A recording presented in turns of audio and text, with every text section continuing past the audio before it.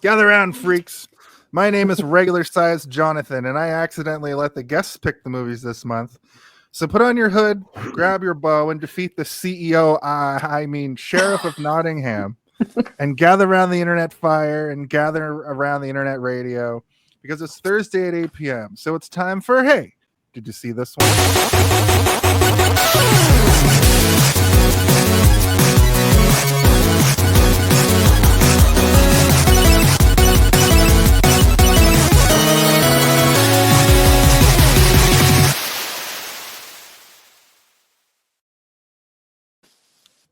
Hello, everybody. It's us. It's here. We're doing a pod show. It's Thursday. It's Thursday night. I want to let everybody know that it is time once again for Hey, Did You See This One? The weekly review, reaction, roundtable discussion podcast, where we just have to ask, hey, did you see this one? On this show, we take a movie, a regular length movie, okay, and we completely pull it apart. We leave no stone unturned, and we make sure that we talk about every single facet and element of the movie so that we never have to do it a second time, I think. So I'm glad that everybody's able to join us tonight here on this lovely December, late in the year. We're getting there. It's almost Christmas. Excuse me. It's almost Christmas. Season's greetings. Aww. Season's greetings. We'll have to get a redux of this card fit Simon, and because it is of course what's the name of this month? The Great Guest Takeover Cruise Control. And the idea of this month is that the guests sort of hijack the show and pick the episode. So I asked Jenny to be on, and she wanted to do Robin Hood, Prince of Thieves. And then Simon messaged me and said, I'm Robin Hood, Prince of Thieves #1 fan. So he actually hijacked. I love it. So it's a full fan takeover. Or full guest takeover. I guess I don't know if you guys are fans of the show or not, but no, definitely not the show. No, definitely not. No, but thank you all for being here. Let me introduce our illustrious guests for this week. First and foremost, I'd like to welcome back to the show Jenny R. Johnson, famous artist and fairy karaoke enthusiast. I think is yes, absolutely accurate. I clicked it. I clicked the button. I love it. I'm happy to be here. Well, we're happy to have you back. You're 2 away from getting your own playlist on YouTube. Yep, that's right. That's right. It's like Saturday Night Live, except we don't give a smoking jacket. You just get a list on YouTube. Also, welcome to the show for the first time. And I hope I got this correct without asking you, but you are the bass player and lead singer for the band Squander? Bass player, yeah. But I do vocals too, but we split vocals, so kind of. Okay. And I just took over because our guitar player left, so it's perfect. Yeah. Well, Halifax musician and bar manager at this pub. That's awesome. I'm not the manager anymore. I left. And I came back as a bartender because bartending's better than managing. Yes, it is. Listen, always do your homework before you say things on the internet because it's going to be there forever. But welcome to the show for the first time ever, Simon Fraser. Welcome. And as always, my name is Jason R. Phillips. That was the most applause button I've ever had. I'm like, when do I press it? They keep talking. I don't know when I'm supposed to press the clapping button over here. When the name is said, I'm sorry, Steve. I know it's a difficult thing when your brain is on fire. My name is Jason R. Phillips, and I'm joined always by my COVID-riddled compatriot and co-host who is fighting the ever-living Christ out of it to get here today to do this show, Stephen R. Waters. Nope, that's not. Nope, Stephen. It's used to have Stephen Waters. Everybody. He's done 26 guesses and he still hasn't guessed the right letter. It's crazy. Oh my god, it's crazy. Stephen Rogers Waters. Nope. Anyway, welcome to the show, everybody. A nice ring to it. Stephen Roger Waters from Pink Floyd. Okay, let's move on. So the first segment of this show is the guest gives a brief synopsis of the movie. Simon, sorry, I'm going to give this to Jenny. No, it's all good. since she was the original first guest, and you're hacking the show with your hacker abilities. Yeah. So Zardos. Is he here? Zardoz speaks to you. He demands you synopsize this film. Tell him how, why, who, what occurs in this film. Amazing. That's right. After we did Zardos a couple of months ago, he just kind of stuck around, and now he demands that the guest synopsizes the movie. So I really like that. Yeah. Jenny, just That's what real I sound quick. like when I don't have COVID. Just real quick, give us a brief synopsis of old Robin Hood and his merry band of thieves. Well, jeepers. I mean, King Richard started the Crusades, and all these, Englishmen went to Jerusalem, and they tried to spread Christianity and in that way that they do, And in the meantime, King Richard's busy doing that, and back in England, the Sheriff of Nottingham is trying to take over. Oh no, it's terrible. And then Robin escapes from prison, but he helps this other guy escape. His name is Azeem. And they go back to England. And then what happens? Oh yeah, then he goes home and finds out his father got killed by the Sheriff of Nottingham and told a bunch of lies about him. Anyway, so now he has to, number 1, clear his father's name. Number 2, take out the Sheriff of Nottingham. And number 3, help the people. Because he meets some really cool people in the woods, He meets Little John and Will Scarlett, who's actually, to be fair, not so cool, but he's with them. Anyway, so they become warriors in the woods, and then there's a big battle. Do I tell the whole thing? Just till you feel like you've said what the movie's about. Okay, listen. I have this right here. This here is, I wrote this in 1990, well, when the movie came out, and this is a synopsis from the perspective of Maid Marian. It is not good. I'm not reading it, but I could literally just tell you the whole movie, so I'm just trying to restrain myself a little bit. But basically, speaking of Maid Marian, their childhood sweethearts-ish, and then she's there, and then this is it's romantic, it's action, it's very, very English, sort of. Sort of, except for the accents. When you mentioned Jerusalem and you went way back to the Crusades part, you'd be like, boring. Get to Kevin Costner. Also, I should mention that I watched. I started Men in Tights right after I finished this. It's the same movie except for some little things are switched around, and I was like, wow, this Robin Hood story really is just the same every time. I haven't seen the cartoon in a long time, but I assume it's another telling of the same story. Yeah. There's more whistling in the cartoon version. Yeah. Well, thank you. I think that's that's sort of what we're doing here as we're talking about this adventure. Then in that case, let's move on to our brief history.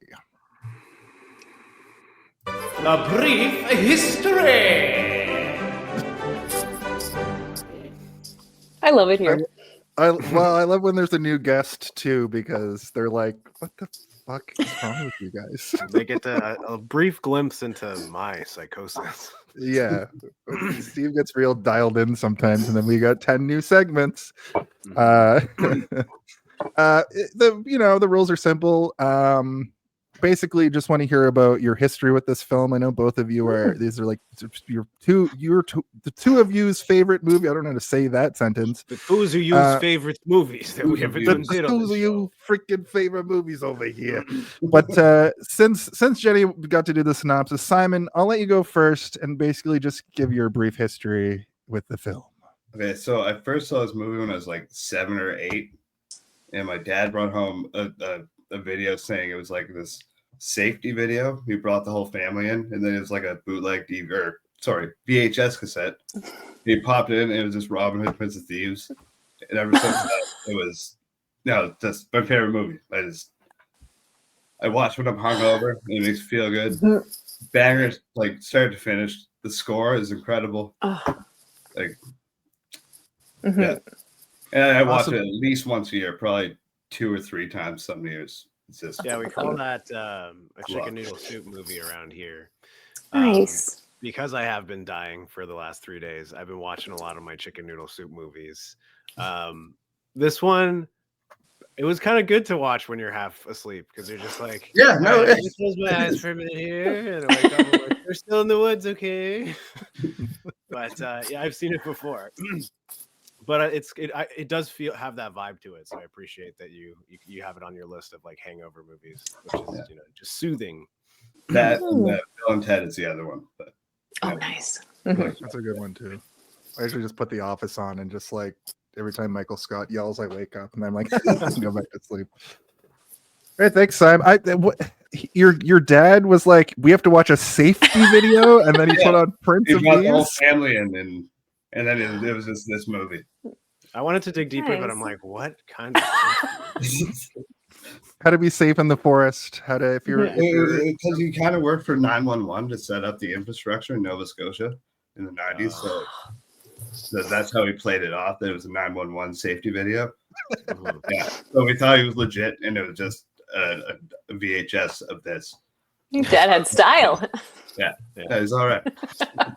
if you're ever running from the sheriff of Halifax through the forest, you can duck under one of those. One of those things he set up. Things are so Yeah. sweet. Oh, that's so good.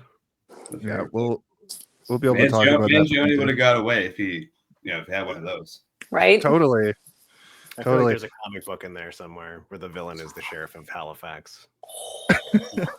Yeah. It is very cartoonish. Maybe he's got an extra finger. Mhm. Something weird. Or Eric Scott, or Series of Moles, which is interesting because watching Men in Tights, Isaac Hayes has them drawn on his face in white, which now I'm realizing is because it's a direct parody, I'm pretty sure, of this movie. Anyway, I won't talk about that too much. Out like a year afterwards or something. Yeah. Isn't it? Yeah. Hot on the heels of hit movies for a streak there, Well, before the Wayans got their hands on Scary Movie, and Mel Brooks was the guy to do the pastiche parody. There's even a moment where the kid from this movie who is like, I slaughtered all the deer. He's just Kevin McAllister in Men in Tights. He's like, I have to go home alone now, and then he screams and then runs. Yeah. I wish I had finished the movie so I could lay these sweet facts in, but we're here to talk about Robin Hood, Prince of Thieves. So, Steve, let's hear your. Wait, no, sorry, Jenny. Sorry, Jenny, your brief history of this film. I watched it for the first time at like a sleepover at my friend's house. I think I was like 11. This was 91, right? So I was 12, just 12, with her older sister and her best friend. So it was like very cool. Like it was really, really cool. And this was sort of the first movie that I just glommed onto in a way that wasn't like, I'm a kid and I like this movie. It was like, I was like, I like this guy and the soundtrack is so cool. And I want to watch this movie over and over again. And Maid Marian's amazing. And like, so it really was sort of the beginning of me appreciating movies in a different way. And I remember like getting the soundtrack and the VHS for Christmas, and I like I remember the feeling of holding that VHS and just looking at it like, oh. And I have watched it enough times that I could basically just recite it along. And probably informed you only liked men that looked like Kevin Costner for the first most of your life. I mean, the stranglehold that Kevin Costner had on like our parents, like our moms. You know what I mean? Yeah. We were talking crazy. Me and Jason were talking. I'm like, Kevin Costner is like the boomer movie star, right? Like he's like the guy that your dad is like, he's a handsome man. He's a goddamn handsome man. It's running. It's actually funny because he in this movie is either so hot or so not hot, depending on the scene. It's like, I kept a tally, Sweet. When his hair is all poofy and weird before she tells him to take a fucking bath. I'm like, ugh. No, but he's hot in that scene. Oh, Yeah, I agree. I think he's hotter with the poofy hair. Yeah. Yeah. Even I was like, ooh, He's hotter Costner's with doing like, it for yeah, me this time. exactly. Usually he doesn't. I Mhm. usually lean towards Christian Slater looking guys, you know? Yeah, no. They did a great job of like making you look like, ooh, Christian Slater's looking good, and then you're like, oh, he's so skeezy and greasy and gross. Yeah. This little fucker. Yeah. Fantastic. How about you, Steve? So I don't have a definitive memory of seeing this for the Mm. first time, but I do remember seeing Robin Hood Men in Tights when I was young, and I believe I saw this as well. And there is some pretty intense imagery in this movie, like violence. I mean, that when Mhm. you're a little kid seeing it, you're like, oh fuck. So my brain confused it and like crossed a few wires. So for the longest time, I thought that Robin Hood Men in Tights had all of this like visceral, disturbing imagery in it, but it was this movie that I was confusing it for. But I do remember watching this again later, like when I was in high school or so, and just kind of it felt a little bit dated to me at that time, and I think it's because they had started to envision medieval action films, and like they had started to release stuff like I don't know, like the Kingdom of Heaven and things like that, and Gladiator had come out, and you know those had sort of set the standard for period pieces, especially like medieval action dramas, and so I didn't really give it a fair shot, and it never really resonated with me. But I did go back to Robin Hood Men in Tights many times because I think it's very funny. That's amazing. But like watching this movie, I'm like, isn't there a scene where there's like a Braille Playboy? When does that happen? I know that's the wrong movie, Steven. Okay. So yeah, but I've seen it a few times over my life, and I watched it again yesterday. Well, I put that in quotation marks because I don't know if you could consider what I did watching it, but I did try. I tried to watch it again here. And I skimmed through the stuff that I missed, that I clearly fell asleep for. I fell asleep for like at least an hour of this movie. I was like awake for the first 45 minutes, and then I fell asleep, and then I woke up for the last 45 minutes. But there's a chunk in the middle that I had to go back today and be like, I need to review. What do I remember? What do I not remember? But yeah, that's my brief history, I guess. Perfect. Yeah, I have a very similar history. I know I saw this movie probably in 91. I was 6 when it came out. It existed through my being a young kid. Like I know it was around. It's probably on in the background at like birthday parties and sleepovers. But I primarily remember that I had this action figure. No, wait. This action figure. I had this action figure. What? Yeah, Dude, give me. Yeah. I don't have it anymore. But Crazy. Like you had 2 action figures lined up. This action figure. I need them both. And then there's this, which looks nothing like him. But, oh my god! I think I saw like a TikTok recently where they did a breakdown of all of these action figures, and they were like, "These are the action figures that they're made from," and it was like, yes. This is Hawkeye, and this body is like also Batman from the animated series line of figures. Like they use that 5.5 inch figure for like so many different TV shows and movies because they just, basically 3D printed a million of them, and then they're like, oh man, nobody's buying the Robin Hoods. Let's repaint them to be Lex Luthor. Exactly. And just make the heads. But that's mostly what I remember from this. So that costume, when he's got like the red scarf, I thought there was an action figure of that, but then I looked into it, and the Hook line of action figures, which also use the same bodies. I had a Peter Pan, like Robin Williams figure from that line. What? I always got confused. My dad used to buy me action figures at Christmas, like every year, and be like, "Don't take these out of the packages." And then I take them into I lived in like the boonies in Nova Scotia. I take them out of the backyard and just lose them. Dude, I just smashed all mine. Yeah, the boonies too. So like, what else? I took excellent care of mine, and I still have all of them, and they're that's very awesome. good. They're still tight and everything. I didn't overextend their limbs or anything. I buried you were the all kind of of kids that I would not let touch my toys. Like, get out of here, you stinky bitches! We don't hammered my Greedo alone. into the ground with a baseball bat, like Egon from fucking Ghostbusters. I used to throw still them up in the air as high as I could. Oh yeah. Oh my god! Or I'd bury my Dick Tracy figures alive. Boys are so weird. Yeah, we were They are. fucking weirdos. Oh my god. Meanwhile, all of mine just live up here Yeah. safely. Is that Some warm? of those Star Trek figures probably have the same torsos as these. As Very this likely, Robin. yeah. Or That's look how honestly. look at that. Look how ripped he is in this That's like action a figure. That's vampire crazy. slayer or something. Yeah. It's not him. No, you should see what Robin Williams looks like in the Hook figures. Anyway, Can't even. yeah, they did not do a good job with action figures most of the time in the 90s. I would say that But my probably my version of what you guys consider this movie to be. So I'm a little bit younger than you guys, and Hook was definitely the one that like resonated with me to a point that, like I still watch it at least once a year. So it's a Christmas movie for me. Yeah. Oh, I love that. Yeah, Bring me Peter Pan.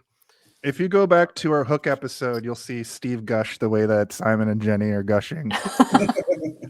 I'm closer to a Hook, but I'm more of like Ninja Turtles is more of my the first Ninja Turtles movie is more of my like give me that.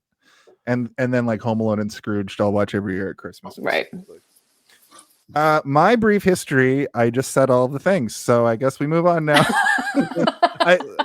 I think I covered it pretty good. My brief history is that I buried all my Robin Hood action figures in the woods. With the evidence. I lost the spoons mysteriously. My mom would be like, "Where are all the spoons?" I went under the backyard and I found like 16 spoons, just like in a horrible action figure graveyard. I'm the Undertaker. Anyway, well, that's an interesting look into our childhoods. Yeah. Let's talk about the director for this film a little bit. Oh, right. I have to press a button. All right. Quiet on set. Are we rolling? Okay, let's shoot this piece of shit. Sound. Speed. Action!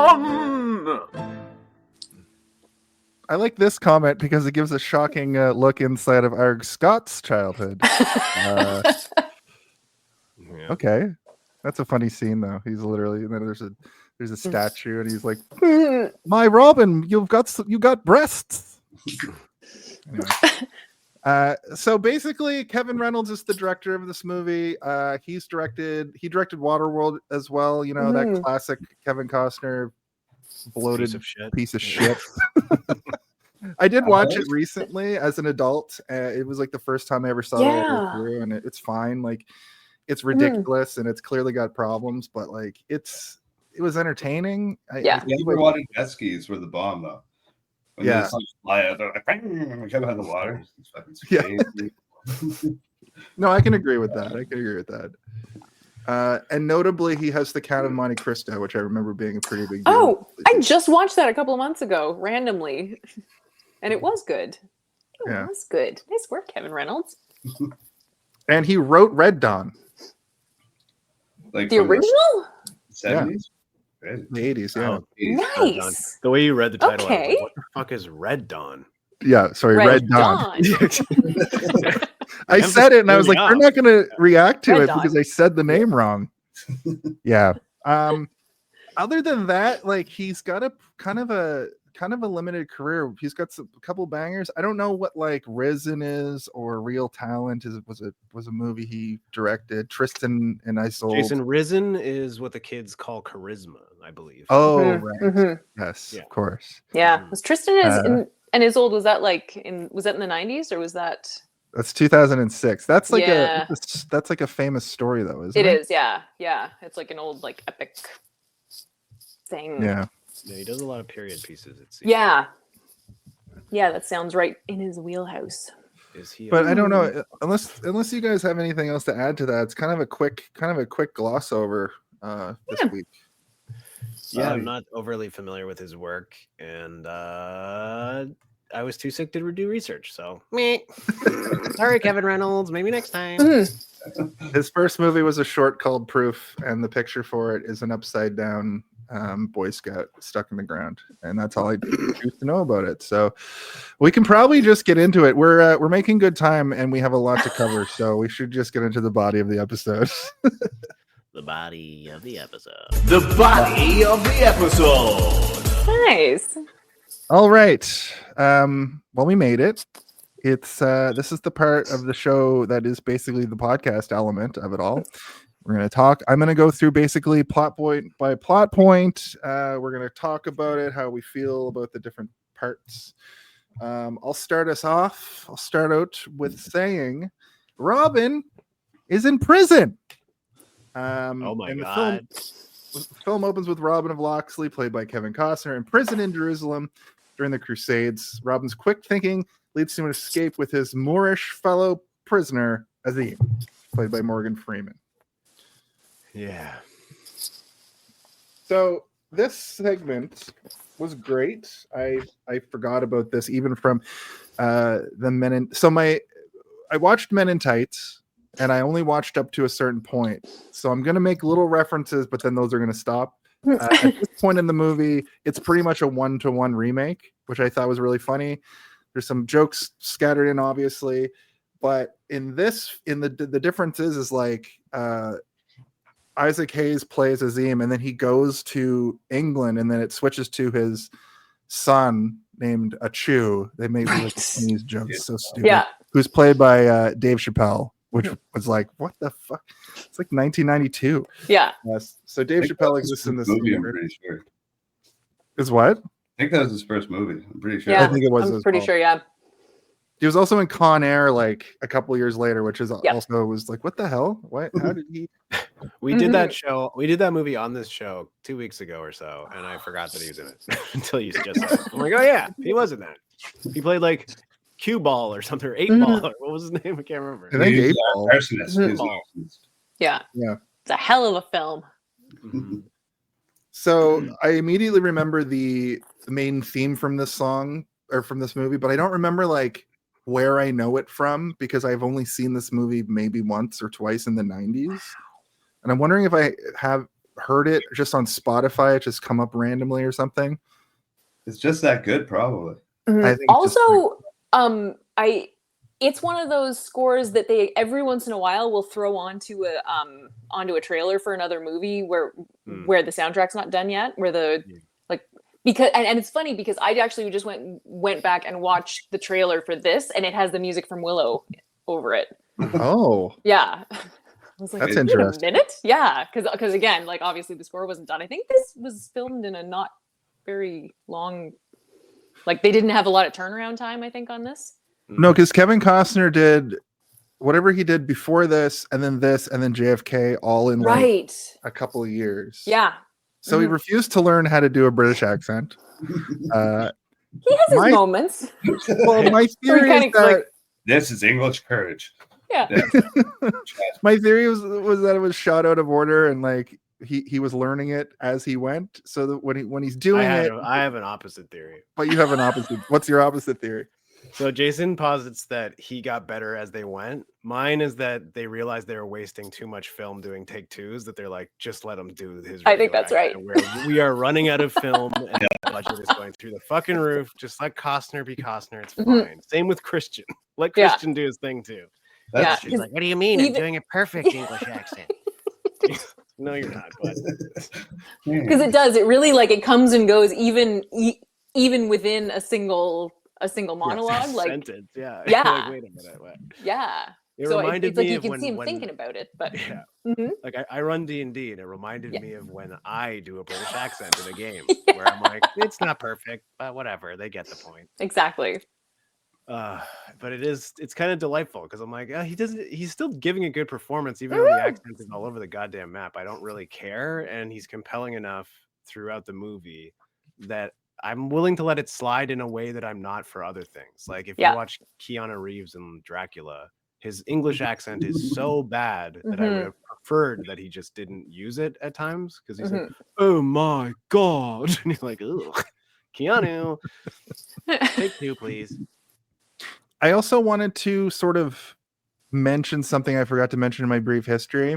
I don't know if this was the same for you guys, but you've heard of the concept of like, you know, it was a meme this year where somebody's like, blah, blah, blah was my Roman Empire, because the theory is that men are constantly thinking about the Roman Empire. It's not my thing. I'm constantly thinking about the Attitude Era of the WWE. But I feel like Robin Hood, when I was a kid, the concept of Robin Hood was my, because I know all these characters. I fucking know Friar Tuck. I remember Will Scarlett. I know Robin Hood is like an amazing archer. Little John is incredible. I even remembered that he was, his name is John Little, and Robin Hood's like, well, what if you're actually Little John? That's my Costner. It was really good. Yeah. So I just wanted to interject that because I forgot to mention it. It's crazy. Did they just make us read Robin Hood books when we were kids? Like, is this? I know this is kind of based on an era, a true. So much pop culture when we were kids, was revolved around this story. Like cartoon shows and sitcoms and tons of movies would all make references to Robin Hood in different ways, whether it be visual or within like joke telling, whatever. So it's just something that's lived inside of media forever. Yeah, and there was like the Disney one we all kind of grew up with too. Like there's a cartoon show. Yeah, there's a cartoon show. There's been multiple. There's been many movies. Like the reason Sean Connery shows up at the end of this movie is because he is a famous Robin Hood actor himself, right? So it's like Robin Hood is just one of those things that's always been around, and we'll probably keep getting. Like we haven't had one in a while, but one's gonna probably pop its head over the horizon at some point in like 2030. It's like, and now another Robin Hood. We're like, again? Do we need to do it again? Starring an older Timothy Chalamet. He's like, I'm an adult now, and it's finally ready to play the Prince of Thieves. He will never be an adult. No. Speaking of Kevin Costner, Kevin Costner's playing this role like a sprightly 20-something. He's 35 in this movie. I know. And I just want to say that I had a sort of not a theory, but sort of like I realized what they should have done is had Will Scarlett play Robin Hood, and then have like River Phoenix as Will Scarlett, Christian Slater as, you know what I mean? But they were like, that Kevin Costner. Everybody loves Kevin Costner. Let's just have him play a 22-year-old. Like historically, is Robin Hood supposed to? I keep almost saying Peter Pan, and I keep almost saying Robin Williams. Is Robin Hood supposed to be like younger or older? I think he's just like middle-ish age. Like I don't describe him as being like overly young. But if you look at Errol Flynn, variations, right? So who knows, really? Yeah. Okay. Yeah, but then if you look at the actual story, he was probably like fucking 15 years old or some shit. Because 1,000 years ago, people lived to be 35. Years ago. Yeah. I suppose. Yeah. No, that's just the infant mortality rate throwing off the statistics. Yeah, exactly. Right. So yeah, basically, we have that great opening scene. He kind of fights through. They fight their way out. They trick the guard into getting out. He's got that huge beard and the long hair. Yeah, which I thought, like, how long has he been in prison? That's a long beard to have for. Well, he's done like 6 years. 5 years, because Peter, the guy that he's Marion's brother, who he's locked up with, is like, this is for 5 years of hell. And then and then Peter gives Robin the ring that he's had in his butthole for 5 years to give to Marion, because there's no pockets on those tattered rags. Right. Like, and they're not letting him keep a ring and not letting him have real clothes. So it had to be in his butthole for 5 years. He's just like, boop. He's like, take this. And Robin's like, All right. Oh, God, please. Do I have to? Yeah. I don't know, dude. Take my butthole ring, please. And they're not getting showers either. So, like, Tarantino. Yeah, they're visibly dirty. It's being like, this is a really good idea. Maybe if I that scene that I'm working on, I'll switch it to a pocket watch. I was just thinking of that as well. I immediately am reminded this is a PG-13 movie with how violent it is. We get one fuck later, which we'll get to, but the blood and violence in this them fighting their way out. I thought my memory of this is that it was a hard kids movie, and I guess that goes to show what we were raised with compared to what these like family adventure movies are now. They're very tame. They're Marvel movies essentially. Yeah. And it's just like there's blood immediately. That was fantastic. A little blood didn't hurt nobody, Jason. It's true. It's true. Except for the blood when it leaves your Put body. hair on your chest. All right. The neocitrin is kicking in, I think. Hell yeah. I wrote the buys are in jail for theft. Robin Hood is going to save the day. He looks kind of badass with the hair and beard. Breaks out, a battle ensues. And I have this through my notes. We have a segment on the show called that's when the title drop. That's when they say the movie in the movie.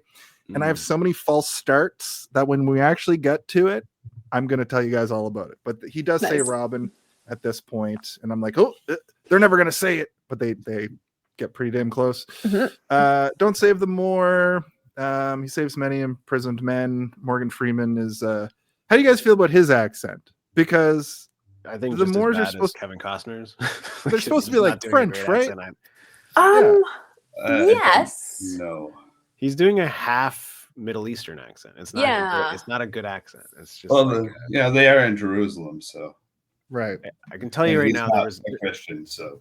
Yeah, there was no dialect coach on set for this movie. No, like just go. For it. No, or he went home eventually. Yeah, it's like there's just no like I can't work with these people. They're not listening to me.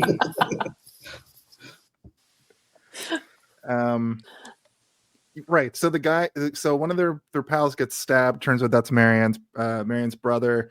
He does like a kamikaze sword maneuver and just like gets off them. Robin Hood, being the man that he is, wants to, of course, save everybody. And Azeem has to be like, bro, that dude is bleeding out and going to die, and we have to get out of here. And he's saving our lives right now. Yeah. So he goes to make the distraction. They escape Jerusalem, and we get this great scene where Robin Hood is just like, Captain Morganing on the front of the boat, and he's just so stoked to be there.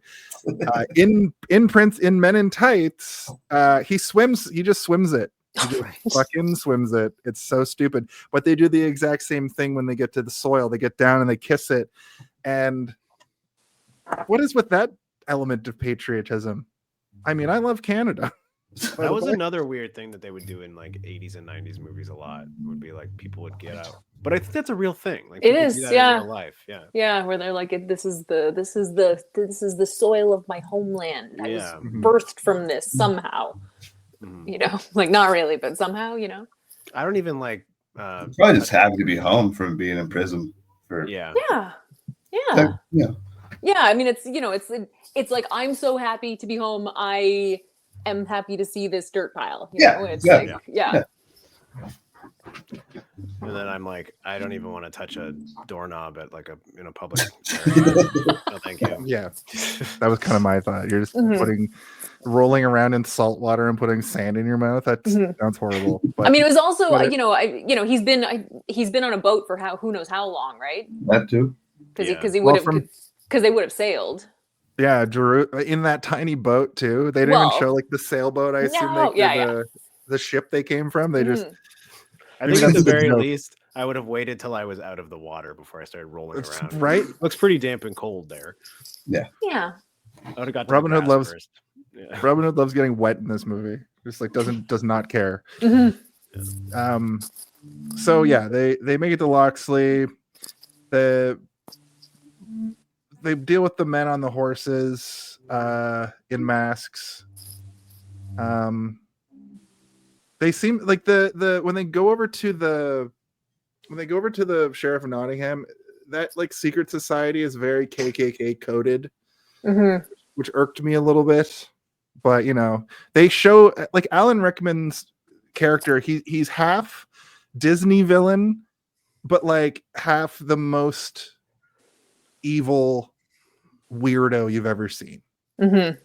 I'm surprised this movie isn't a Disney movie because of the way he plays the villain. He's very like a Disney villain in this. Well, and now that I have accidentally watched the extended version, which I did not know existed and found out yesterday, like out of nowhere, all of a sudden these scenes are longer and all this other stuff is happening.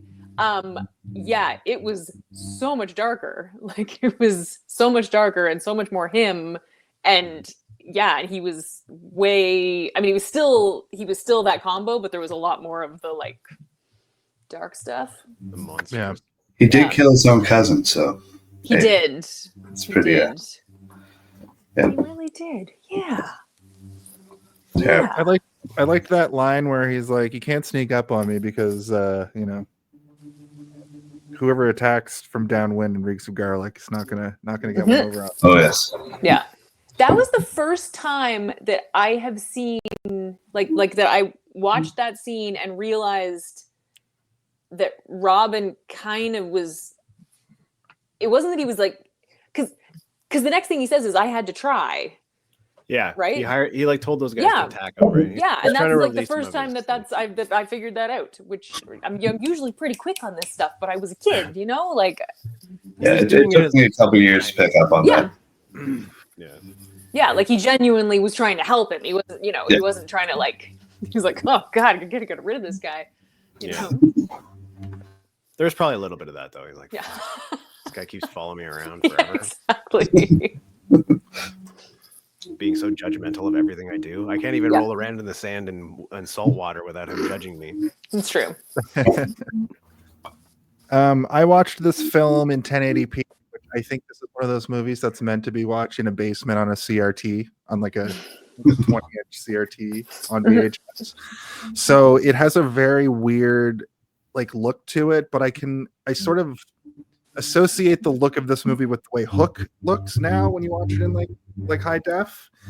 And there were some things that even in 1080p still looked pretty blurry and bad, but it did have this feeling of like we're watching a stage play, and I think that this as a stage play works exceptionally well as well, right? There's probably a version of that, right? I would say. Yeah. Is it a cello? What's that noise? Sorry, it's my roommate. Oh. I'll mute.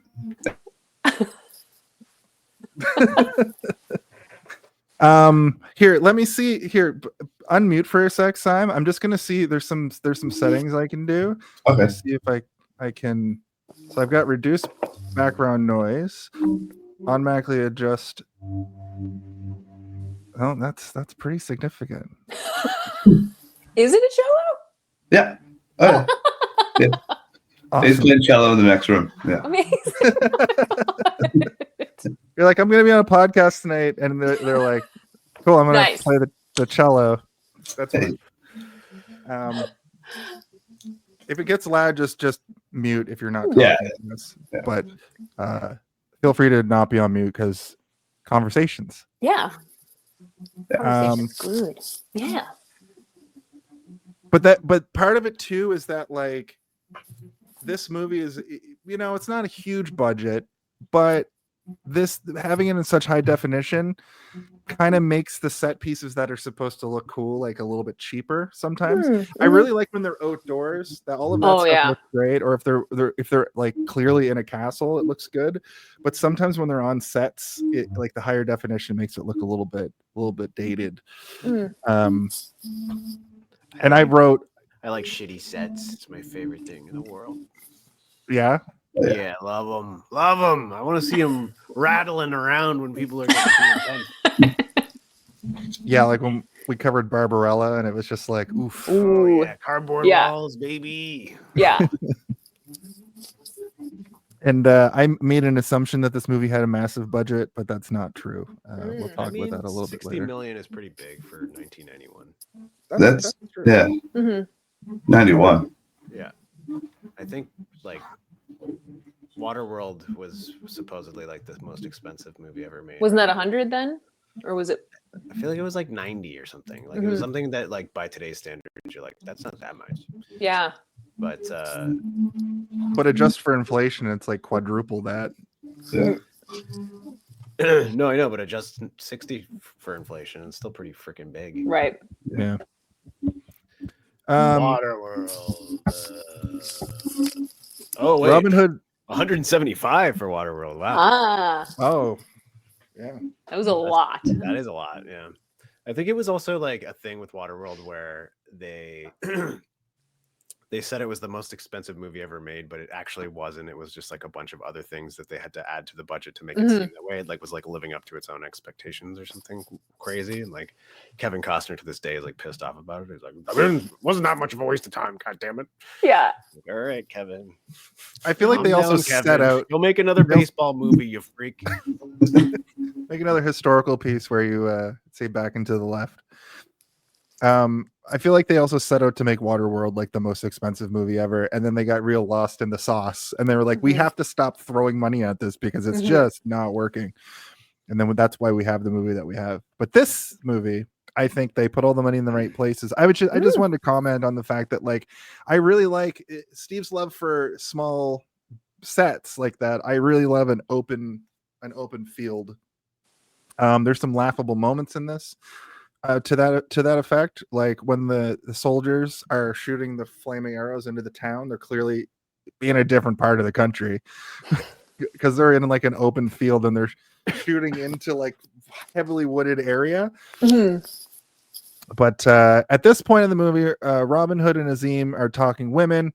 I thought this was pretty endearing. I forget how the conversation actually goes if you remember what I'm talking about. Maybe Yeah, Robin's like needling him about well, I mean, Robin's kind of like saying offhand things, talking about like drugging women with mistletoe, and then you know, and then Azeem is like, hey, that's not super cool. We talk to our women, you know. Yeah, exactly. Like a civilized human being, not like a creepy pervert. Exactly. Is this also when Azeem is like, the women in my town, ooh. Yes. You're over here possess a drugging man women so that he would die for them. Yeah, the women, they'll steal your soul. Exactly. Yeah, Robin is kind of like they're sort of setting him up at this point to be very, I don't know, like you know, it's established that he cares about people, but it also at this point he's just kind of like, you know, like I'm having a good time. I'm going home. I'm going to see my dad. Yeah, hilarious. Oh, Azeem, you're so hilarious. Like it's definitely setting him up for an arc. Yeah. He's gonna learn real quick that it ain't all mistletoe and rolling around in the saltwater sand. Exactly. Yeah. And then the cousin of the sheriff shows up, who's a very recognizable actor. He's in a whole bunch of stuff. This is, of course, he's in Nope. That's one thing that I'm like, hey, it's the guy from Nope. Oh, is he? Nice. Yeah. Yeah, Michael plays like the crazy cameraman in Nope. Like the guy's like, I gotta get the perfect shot of the goddamn cloud monster. And you know, Michael just Wincott. as difficult to understand in this movie. I'm like, what is he saying? Like flu medication. I'm like, I can't understand this man. Is he speaking another language? I don't have subtitles to help me. You were peaking at that point. That guy got like typecast period piece bad guy like in every fucking role like ever. Like torture chamber guy. Sheriff's cousin. Like, just like he's that kind of guy, you know. Yeah. Like, I saw him most recently in Alien Resurrection. I watched that recently. Oh, nice. He's in that. Yeah. Yeah. What were you gonna say, Simon? I didn't mean to cut you off. No, I think that was it. Cool. They also encounter the boy, Kevin McAllister, as I mentioned before, being chased off by these guys, and basically says, you know, I've killed. They're chasing him for like poaching deer, and then when they kind of chase the guards off, he's like, "How many deer did you kill?" He's like, "Hundreds." What the fuck? They have this kid being their like number one breadwinner for their little village. Yeah, killing them for fun. He's a little exactly back then, you know, like they started young working. So hey, right. Well, they're doing it because they have to. The right. sheriff's taking them for everything they have. Fucking sheriff. I wrote, this kid has killed hundreds of deer. That's a crime. That's the crime. over to Alan He's trying to Rickman. balance out the ecosystem of that part of whatever country they're in. Overpopulated. Yeah, there's too many deer. You got to kill at least 100. Over to Sheriff of Nottingham, who has let's just say a penchant for prostitutes. It seems like he's always got, I don't want to assume they're prostitutes, but he's a pretty gross, smarmy weirdo, with a lot of power. With a lot of power. Too First you much get the power. Then you get the respect, and you get the khakis, then you get the women. And then you get the title of Sheriff of Nottingham. The cousin reports that Robin Hood is out there. And then we meet the witch in the dungeon, who is insane. Who just spies on him while he's banging prostitutes. She's just like, let me take a look at this. Yeah. Like, that's the thing. The extended version has that whole side thing. I knew nothing about any of this. This is all brand new information to me. The eye hole thing and like the super zoom into it is just it's not in the original. It's so well crazy lit too. You can tell that she's looking at her from like a mile away. Like he knows she's watching, right? He's like, I'm okay with her watching. No, because I didn't tell you to put your clothes back on. So let me ask you, I might have watched the extended version because when he puts the finger through and like does this. Yeah, that's in the extended version. Yeah. Yep. Oh, yeah, I is also not in watched the original. We all watched the extended version then, because that's the version I gave you, Steve. Crazy, yeah. Well, it was 2 hours and 50 minutes long. Yeah, because it's like 2:35 without it. Yeah. In fact, I put it on and I was like, this seems long. This seems like longer than I remember this movie being. It's got an extra like almost 15 minutes of content. Yeah. That's incredible. Well, I'm glad we're all on the same page. And I have 4 pages of notes because of it. Yeah, although it's funny because all that extended stuff, I was like, this is not the movie that I signed up to watch. I'm like, so I'm doing all this like mental work to be like, this is fine. This is okay, fine. But I'm also like, when I watch this movie, I don't want to think about that stuff. You know what I mean? That's like, this isn't what I'm here for. I mean, it was very interesting. It was like wild to see all of this like crazy backstory and extra satanic stuff. And the whole thing about the him being her killing her child and replacing him. That's not in the original either. No, okay. No, it's not. So it's a whole other level, Oh my god, yeah. I've been watching a lot of movies since like the pandemic started. Basically, I've put down. Imagine only I watched the extended version and you guys didn't, and then I'm sitting here being like, I swear there's a fucking witch in this, and you guys are like, what? No, what are you talking about? Like, you're high, man. Yeah. God, and then I would feel crazy for the rest of my life. But like I, sail the high seas a little bit when it comes to certain movies, right? Because they're just either not on streaming or I don't have the service they're on. Oh yeah. And I find myself watching a lot of extended versions and director's cuts because of that fact. And I would have never known because they don't label it like that. That's what happened with mine. Yeah. Yeah. You just watch whatever version. I've only seen Alien director's cut. It's the only version I've seen. Wow. That's crazy.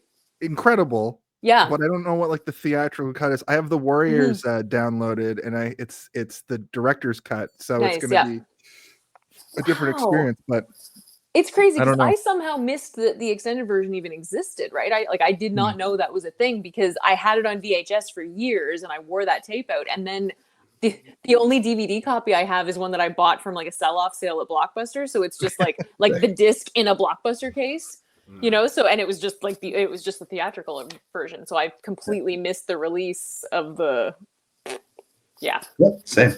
Yeah. That's awesome though. I also so now we're all on the same page. We're watching this through this lens. Okay. I definitely didn't know that there was all this like macabre arcane stuff happening, but apparently, as you guys have said, in the original version, they don't really focus in on her like rolling bones and fucking feeding a bat and like spying on him. They do the rolling bones thing. But not just like the extra stuff. Yeah. And I mean, so much of that is Alan Rickman doing Alan Rickman stuff. Right. Yeah. And I know that they cut that down because I think they got to the end of the filming and were like, oh, this is an Alan Rickman movie. Like, Yeah. wait a minute. Oh no, there's way too much here and he's too good. And yeah, so they had to like dial his storyline back significantly. I want to tell you guys too, I have a very vivid memory of the Sheriff of Nottingham, probably because it's from so many things, but I don't remember him being Alan Rickman. Like, I don't remember it that Me way. too. I just remember Yeah. him looking like that, and then seeing it be Alan Rickman. We covered well, you were on for it for Galaxy Quest. Weirdly, it's you're the Alan Rickman person now. Yes. But you know, I also watched the Red Letter Media covered that movie recently too, and just seeing him play that character so reserved, and then see him in the same month Oh yeah. play this fucking guy is so funny to see. And then you think of course Snape, and then think of course of Die Hard, and he's so versatile, you know. Yeah. But he's so insane in this movie. Oh my god. So insane. It's incredible. It's incredible. Like, and now even watching it and having that perspective on it, that it is him, makes all of that even more. I remember at some point in my 20s coming around and realizing like, oh man, his death scene, spoilers, is so good. It's so crazy. It's so good. Yeah.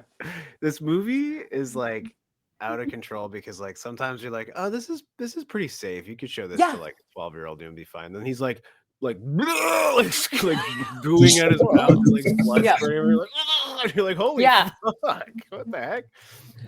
This is not cool. Is this real? Did Alan Rickman rewrite some of his dialogue? I think he said that. I think there's some interview where he's talking about how bad the script was, and he just kept sort of like saying what he thought should be being said. I'm sure he ad-libbed some stuff. Yeah. Like, Yeah. I don't think that you realize the Sheriff of Nottingham is not a cowboy. Yeah, I don't have to keep saying partner at the end. Yeah, so I thought that there was going to be a whole like magic element, but there really isn't. So I wrote, is this movie grounded or what? Yeah, I always remembered the cartoon being for kids. Like Shakespearean sense where it's like there's not really. It's just people thinking magic is real, but there's not really. Exactly. Yeah. A woman in a gooey basement being like, You gotta kill Robin Hood or else. like, Yeah. all right, lady. Uh-huh. Like Hook. Not that these two movies are similar, but there were moments in this movie that felt a little bit like Joel Schumacher's interpretation of Batman. There were some up close shots and weird like Dutch angles and just like weird like coloring of the scenes that I couldn't help that was evoked in my mind a little bit. I noticed, he used almost like a fisheye lens when every time he did a close up on the bad guys. If it was the sheriff, Guy Gisborne, the bishop, they did it to the bishop too. I remember seeing those scenes and thinking like, oh, it doesn't look like that good. This is an MTV But yeah, music especially video all of a sudden. exactly. Yeah. And it's a couple of really weird like fast zooms, like when they're fleeing into Sherwood Forest, and all of a sudden it like does this super zoom to the woods. Yeah. They were still learning. Yeah. They were like, we figured out how to do all these crazy new camera tricks. Maybe we should throw it into Robin Hood, Prince of Thieves. Maybe not. It's so. I mean, that stuff is so interesting, especially like knowing that stuff because knowing more about how movies are made and how they're filmed, and watching a movie that I grew up watching and seeing it from that like it's really cool and weird. Yeah. And this was also kind of like the time where, I'm busting the movie's balls a little bit, but like there were all these new sort of like vibes for cinematography that were being tested out. And, I guess that it took them a little while to realize like, maybe we can't mix and match everything. Maybe it's not appropriate to have like a hard period drama action film where everything is filmed pretty traditionally, and then all of a sudden have these crazy MTV camera angles. Yeah. Just for the villains, like it's the '60s Batman or something. Yeah. Like, Yeah. Sheriff of Nottingham is always at a canted angle, being like, "We've got to stop that Robin Hood." Yeah, I will say this movie's 1991, but it does feel a little bit of ahead of its time for that sort of that element. This should feel just like a shitty 80s movie, but it does have a lot of the hallmarks of 90s adventure films that come after it. I feel like a little bit. Yeah. At this point in the plot, though, we get to the Locksley castle. Robin Hood is revealed that his dad was murdered, everybody was murdered, and then we're the only surviving person is the blind man whose name escapes me. I know you Duncan. guys Duncan. Yeah. I think he's called Blinken. Blinken. Yeah, he's called Blinken in Men in Tights. This is not as funny as Men in Tights, because in Men in Tights they do a whole thing where they like literally move the castle and then just the bathroom is left and there's slapstick. But here it's very tragic. And he's had his eyes removed by fucking the king and the Sheriff of Nottingham after his family was brutally murdered. But he was kind of a prick. Like, remember in the very first scene, like when he's like the dying old man's like, "Oh, my son, he's dead," and Duncan's just like holding on him, like shaking him, like hitting him and stuff. It's like, and then he got handled real quick in the next scene when he had no eyes. Yep. He had to come. I don't know. I used to feel bad for Duncan, and now that I picked up on that, I'm no sympathy. Duncan's kind of a piece of shit. Yeah, he's a real jerk before he lost his sight. Like, he was just protecting his master he from trying to protect rando guy. Man. Famous My angel son, he's dead. Like, what the fuck? Yeah. Duncan. He also claims that the sheriff has said that the Locksley lands are now defunct. And I guess Robin's going to go on an adventure now with vengeance for his father. So Robin Hood is basically Batman at this point. And they go to Peter's home first. And then Peter says some racist stuff to Azeem. Duncan. Or Duncan. Why did I write Peter? Peter's dead. Yes. Yeah. Duncan is like, so you're white, right? What manner of name is Azeem? Yeah. Whoosh. Yeah. Actually, I'm from the Middle East. Yeah, and he's like, "What?" And then they cut Duncan's What? out. Yeah. That's the price to pay. Right, and then we meet quote unquote Maid Marian, but it's what's her name? Fanny? Sarah. Sarah. I think Sarah. she's Fanny in Men in Tights. No, Fanny's Little John's wife. Right, okay. There's too many names. Get your facts straight, guys. Don't you know your Robin Hood lore, motherfucker? What's wrong with these guys, Simon? I don't know. Wow. Friar Tuck. Friar Tuck. He's I don't know. What does he fry? What kind of stuff does he fry? Liquor. Ryan. Right. I made a note here about the action figure. So they get attacked by the Men in Black again, and then actual Marion shows up, and Robin returns the ring that we talked about earlier, and she has a real low opinion of Peter. I did it so many times. I'm like Peter Pan. Of Robin Hood. My notes are failing me. Did you get AI to write that for you? No, those are other notes that I have written here. I use AI to like have a main plot, and there's fun facts. In fact, I do have a fun fact about the dialogue. Okay. I told Steve I wouldn't do this anymore because some of our fun facts were so off base last week. But to what Arg Scott said about rewriting the dialogue, AI told me as a fun fact that Alan Rickman actually improvs in this movie a bunch, and that's why it's funny. That makes sense. So I think that might have been what he meant. Yeah, that makes sense. They also, I wanted to ask you guys about this because this is a really inconsistent thing about the way the movie's filmed. You guys are familiar with like digital shaky cam, right? They use it, they overuse it now. Yeah. But there's some scenes in this when they show people talking to each other. and it might even have just been this one part, but there's like that shaky cam. Mm-hmm. I think it was in one of the it? extended scenes. Is it an extended scene? So because I remember like, actually thinking, oh, they're doing a shaky thing here. okay. But it was a sheriff scene, and it felt like. I'm like, what episode of The they were- Office is this? Yeah. Okay, that's really interesting because I tried to clock it for the rest of the movie, and I don't think they do it again. Yeah. And I thought it was really interesting and ahead of its time, and they would have had to actually do it instead of use like an effect. Mm-hmm. Okay, never mind. No. They could have just also shook the camera. I don't know. Maybe. Yeah. Yeah, definitely. Probably.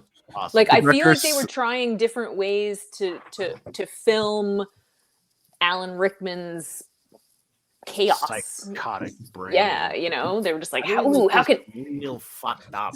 yeah, How what fucking angle can we audience. use? What yeah.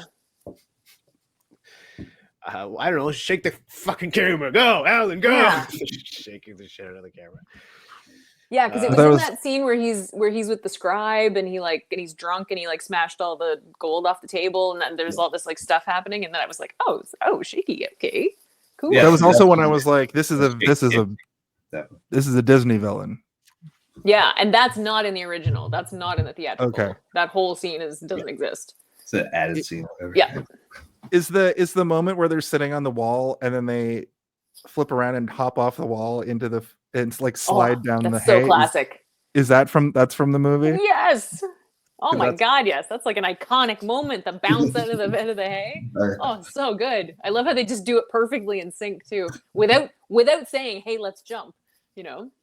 Yeah, it's new. Mm-hmm. I laughed out loud at that. Like, Like, very When the Azeem gives the telescope to Robin Hood, he's trying to stab the guys on the horse while he's looking. Yes. Like, Yeah. why did you guys take Jerusalem? Yeah. Like, genius. I do love that. I love that. yeah. I made a note about that as well. Mm-hmm. He pulls his sword while looking through the eyeglass. Yeah. So good. And then I was like, why is his hair like that? Because this is maximum floof for Kevin Costner at this point in the movie. And then we get the horse chase where he just fucking boots it out of there on a horse. Stop them! They're stealing my horses. Is this? Yeah. No, it's not where he like kicks the peasant away from the horse and rides off because that. No, that's talk about that the more yeah. to it, yeah. They That's mentioned a Sherwood soldier he Forest. kicks. No, the guy standing by the horse has like street clothes on. Does he? I don't know about that, but maybe I'm gonna have to watch it again. I guess. Yeah. Oh man. Oh man. Bats. Drat. So yeah, they mentioned that they have to go through Sherwood Forest. This was another one of the things that I was talking about where Robin Hood was my Roman Empire because Sherwood Forest captured my imagination as a kid. In this movie, it's just a forest, you know, it's just where they lay their heads. Mm-hmm. It's actually this when they ride. First of all, when they ride, the music in that scene with the escape is it's one of the greatest scenes in film history. I feel like because it's just God, yeah, you're just like no, sorry.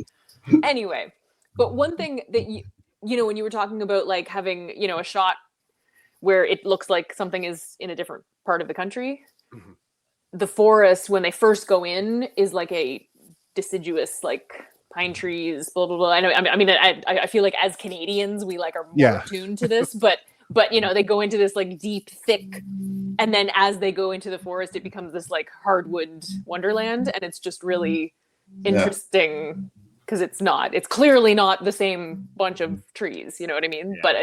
But it's something that even as a kid I was like, that's I didn't pick up on that. Where trees are different. Yeah.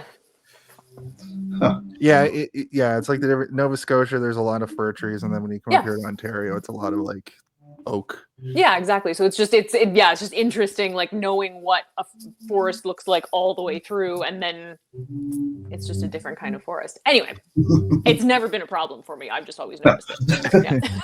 It's just an observation, but yeah, Exactly. Yeah, Not a something Something I really enjoy about this movie, though, speaking of them traveling through the forest, is this has a very like 80s adventure film or like RPG gathering your party kind of vibe to it.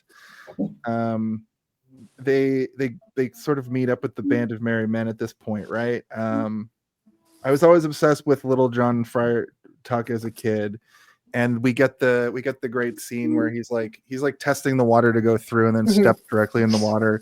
And then that weirdo, just Little John is the weirdest face. I don't know how you guys have probably looked at him a lot at this point. He's just such a strange looking tall man. And he's immediately like, "You must fight me in order to pass," basically. And Robin Hood's up to the challenge. So they have got a gay old right? stick fight on some rocks in the river. It's great. It's merry as merry can be. That's why they call them the merry men. Band of merry men, and then they have to marry each other afterwards. It's kind of an all right fight, It's not disappointing. I like that. This is about when I started to be like, my eyes are failing me. But I watched the whole fight. It's so funny, like talking about the fight, I can hear the music in my head. Like I like. Dun, dun, dun, dun, dun, Hell yeah. What, it wasn't just the song from Skyrim? It was just incredible. The whole fucking movie. Yeah. Beginning to end, like not a single miss. All bangers. Fucking absolutely. What's that? Even Wild Times. Yeah. The kid from earlier in the movie who killed 100 deer shows up at this point. Get up, move faster. That's his son. That's Little John's son. Yeah. Even smaller John. Littlest. All right, my old cocker. I thought it was a funny thing to call somebody. It was a term of endearment. And then we get the line where he's like, "John Little," more like Little John. Am I right? Looks right at the camera. And I wrote Avengers theme.png as if, it's like Captain America catching the fucking Thor's hammer in Avengers. He said the thing. He said he did the thing. Yep. And Little John just fucking boots him into the rapids. And as soon as we think your credits roll, that's it. The end of him. Robin Hood's dead forever, but he comes out and hits Little John in the nuts with a stick, which is great. He definitely crosses his eyes like a cartoon. Yeah, he gives him the old America's Funniest Home Videos moment. Yeah. And then he attempts to drown him. Robin Hood drowns Little John, holds his head underwater. He's like, "Do yield?" I'm like, can you even hear him? Sort of. What if he like didn't yield? He wouldn't have killed him. He was teaching him. He was teaching him a lesson. Oh no, we lost Simon. Oh no. He'll be back, I'm sure. It's funny, Steve, that you said that you liked this fight. I wrote bad fight, but I think it was probably pretty good. What do you expect from a movie from 1991? It also like this is the story, right? Yeah. Like they fight over a stream with sticks. That's how he meets Little John. So they had to do it. They just had to make it as good as possible. Hence the music. That's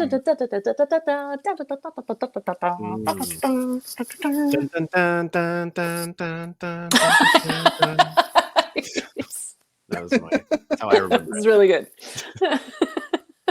I'm just gonna message Simon to make sure he's all good.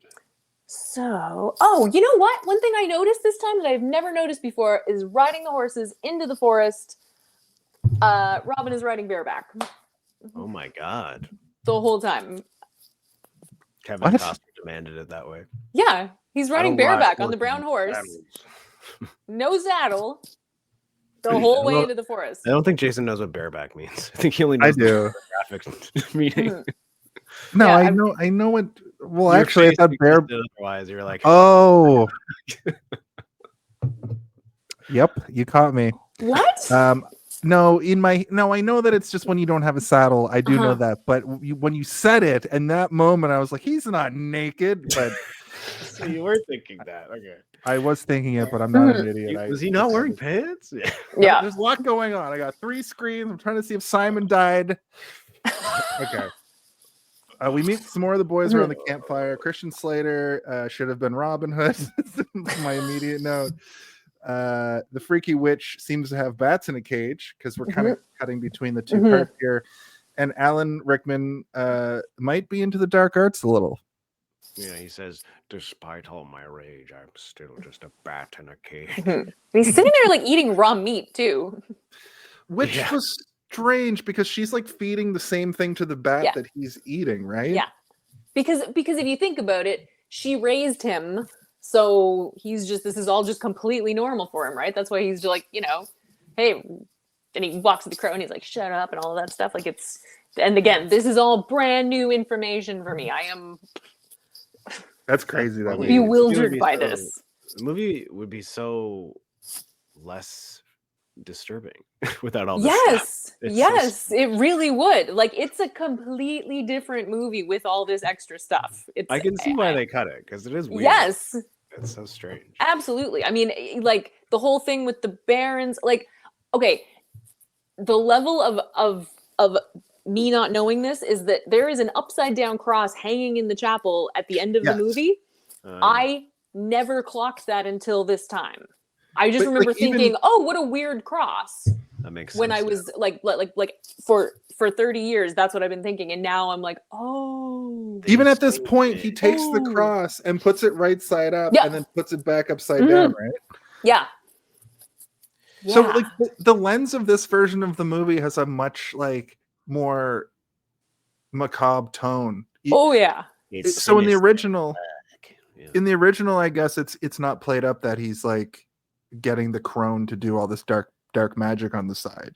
Well, it is in that he goes down and she does the bones thing, and she still does the thing where she cuts her wrist and like spits in the thing, and but it's not presented as satanic. Okay. And it's presented as though she actually is a witch, like she's not just messing with him, or that there's no, like, that whole arc doesn't exist. Right. So we never find out his backstory aside from him saying, "Oh, I never knew my parents," Right. Yeah. So, and the fact that you don't know the story without that stuff is like crazy to me. Oh my God, that's crazy. Hello. Hi. You're back. Saying, the idea that these guys haven't seen the theatrical cut of this movie. I'm sure I have at some point, but it's not in my brain. It doesn't live there. Yeah. It does for you guys. Is wild to me. That's probably the version I saw when I was 7 years old. Oh, I'm sure. Yeah. You've probably But seen the TV version where Christian Slater goes, geez, he frickin' made it, or whatever. And all the blood is cut for some reason. Yeah. So Robin and Marion are in the theater where the sheriff is. They're all sort of in the same, or it's more of a church than a theater, I would say. Yeah. We get the great line where it's like, so how much is the bounty on his head? And it's like 100 gold pieces. It's like 100 gold pieces. Nobody's gonna risk their lives for 100 gold. It's like, well, I don't want to, break the bank for it. It's funny, Stephen. I actually had the thought, though. I was like, actually, 100 gold. That's a pretty good. Yeah, I was like, really. that sounds like a lot. If you're That's actually a lot of money. Yeah. Yeah, but it goes up to like 30,000 or something, or 25,000 later. Yeah, which is again a lot. That's too much money. That's enough to buy yourself a party of adventurers. Right. It's a hefty sum for a peasant. So yeah, it'll change your whole life. Exactly. Well, they might have one. Unless you work at McDonald's. Yeah. Hey, that lady is probably shitting herself right now. Sorry, lady. The reason she didn't get the money is because she just called the police instead of the hotline. That's the fucking best. Oh, nah. Fuck. And now she's there. I've seen people, instead of people being called Karens, they're Nancy's now. The internet wants to change Karen to Nancy. Yep. That sucks for Nancy's, I guess. Yeah. That sucked for Nancy's, but Karens have been taking it. Remember when it was Susan? I feel like it was Susan before Karen. Anyway, nobody's named Susan anymore. The sheriff is preparing for something, clearly. Sheriff knows about Hood and offers protection from him. Yeah, this is when I was like, when I was a kid, Robin Hood may have been my Roman Empire. He fucking walks around a corner and just comes face to face with the sheriff, and then he in the bishop's tower. Yeah, because they're all just skulking around this area. I didn't really understand why. Was Robin Hood just going there to be like, "Hey, Maid Marian, come to our cool little town"? Because he asks Duncan, is it Sunday? Do they still do alms for the poor on Sunday? I think he just wanted to go talk to her. I think he just wanted to sort of like get a vibe on what's happening in general, not like with the sheriff. And I think that, yeah, would you agree? Yeah. Yeah. Probably some kind of recon. Recon action. Yeah, because he screws off without telling Azeem where he went. Because by the time he gets back, then Azeem's like, I may have been in a. He just went there to cut the sheriff in the face. Right. Yeah, which he wanted to go. Yeah, he wanted to cut. I went to pick a fight. Yeah. Yeah, he bravehearted. Didn't the bishop have something to do with the father's death or something too? Like, isn't that? Yes. Yeah. Because the bishop lied and said that his dad admitted to being a devil worshiper. Yeah, so he wanted to go be like, "Hey, fuck you, bishop," and the bishop was like, "I remember you." But he did. Like, but he actually said it, kind of, not really, but sort of. I just interpreted that way. Yes. Yeah. So we're all innocent in God's eyes or whatever. The bishop gets a fisheye lens. He's a bad guy. Yes, maybe that's like the visual storytelling here. If you get a fisheye lens, it's telling the audience, "Hey, this guy's not great." Yeah. The bishop fucking sucked. Yes, he's a bad dude. No good. He has the best death I think I ever. Oh yeah. Oh yeah. So oh god. Pile gold on him. We'll get to that. Not only did he get hucked out a window, but he got crushed by like mountains of gold as well. Mm-hmm. Yeah, and here's 1,000 silver to give the devil when you get to the hell or whatever. 30 pieces. Tell him, Friar, fuck you, sent ya. Yeah, who is my favorite character in this movie?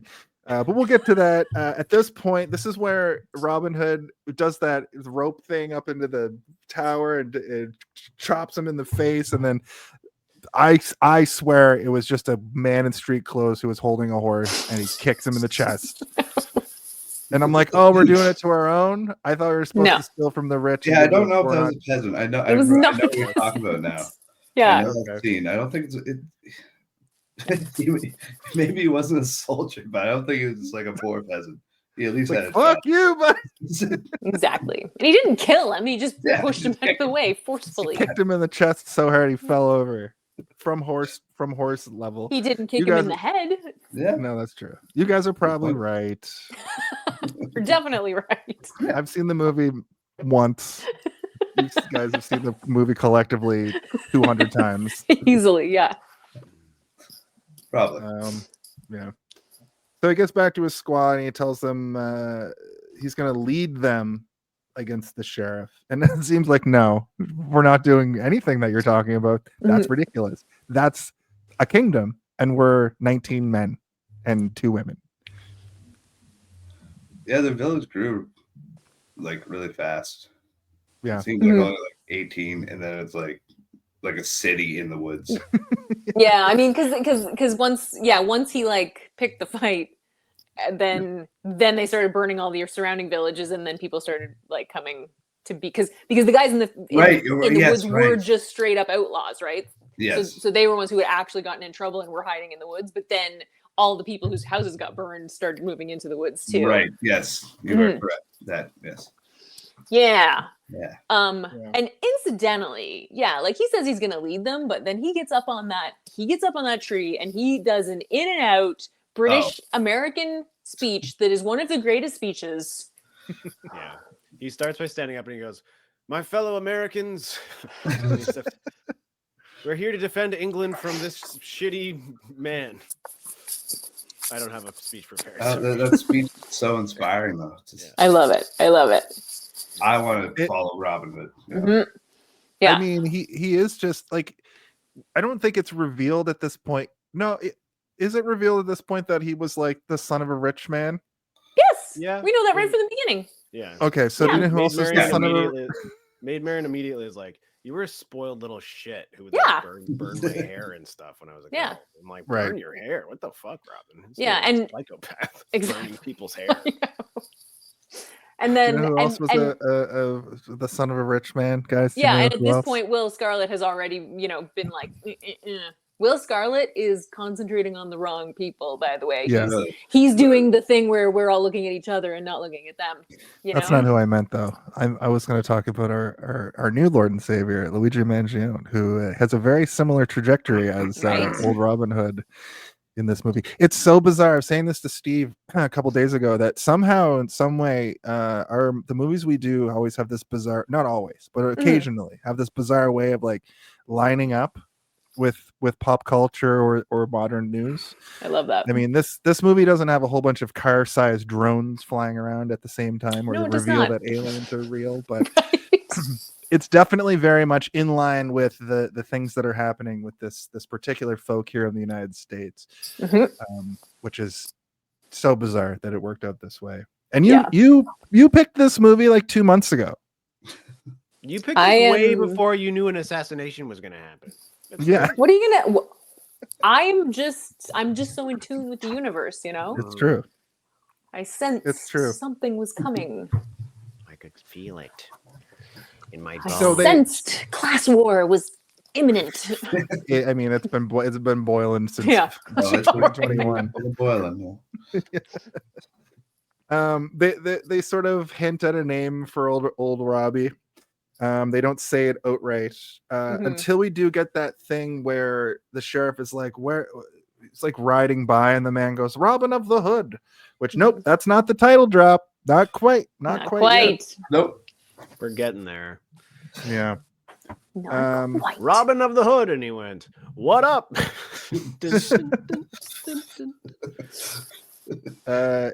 And then there's this weird moment back at camp where Will Scarlett like calls Robin Hood out for all this stuff that we were just talking about. Yeah, he's like, And he's about to fucking throw a knife at him. And then Robin Hood turns around and fucking arrows him through the hand. Yeah. And then his response to that is just like, oh, and runs away. Which I was like, I forgot the plot of this movie completely. I thought that Will Scarlett was going to be way more of like a foil or a thorn in Robin Hood's side. But no, he just disappears for a while. But like it's quite Weasley though. It's true. But when we see him again, he's just back at camp when they're all partying. He's just got a bandage on his hand. We'll get to that in a minute. But I just thought it was funny how he just like disappears from the movie because of this. And he runs off like that's his villain origin story. But he he never really fully realizes. Yeah, you think he's gonna go warn everybody or like reveal their location or be a shitbag like in every other movie where something like this happens. Yeah. Instead, he's like, now I got this cool hole in my hand. Look, I can drop a coin through it. But we get the great sequence of them basically building a whole city in about 4 seconds. Overnight, seemingly. The montage. Oh, it's a great 90s montage. Ladders, making water wheels and shit. Yeah. Arrows. Yeah. Smelting arrows. Absolutely. You gotta. How else are you gonna make a? And then the feather. I like watching them make arrows. That was probably my favorite part. I've made arrows before. I used to work on summer camp. That's awesome. We would like to make our own arrows and stuff. It was pretty cool. It was nice to see. Yeah, like that. Yeah, that whole montage. Like, building the village, and then when they first start doing the robberies. And seeing how, oh god, Robin, when he comes back and he's like, just dumps out a giant sack of vegetables and bread. Yeah. Wow, what a haul! That's right. And then he gives the blind guy the biggest pice of bread. He's like, "Here you go, bread." I'm like, "Wait, Duncan. Just that that one huge guy, chunk of Duncan bread, gets that huge throws it in amount his lap." himself? It's like, what is this? Yeah. How did they do the arrow point of view shot? Oh god, they mounted it. It's a green screen. Okay. But they It looked mounted the CGI, camera but on CGI the... didn't exist at that level. No. I'm pretty sure it's a green screen. I remember them doing it on like Entertainment Tonight or something and showing how they did it. And I'm pretty sure Is it from like the perspective of the arrow? Yeah. Yeah. Like, through a bunch of the town. Like he shoots an arrow and it goes like. The way I would assume they would do it is they probably would have just shot it at a very high frame rate, and it would have been much slower, like on a Steadicam or something, and just been able to like pull things away as it's moving. Mhm. But yeah, if there's an Entertainment Tonight video, I should probably look that up because it was pretty cool. Yeah, I don't because know how they did it, but I don't care because it was fucking sweet. Exactly. Honestly, there were things like that I actually forgot while I was watching until the moment, and I'm like, oh, the arrow shot. Oh, Here we go. Yeah. Yeah, the poster shot is dope too when he finally shoots the flame arrow. Yeah. We'll get to that, but let's just talk about the Entertainment Tonight moment that you just mentioned. This movie, I feel like, was an early. I remember this like taking over. Maybe because I was just a kid. I don't think there were like Happy Meals or anything about it, but I remember being like everywhere.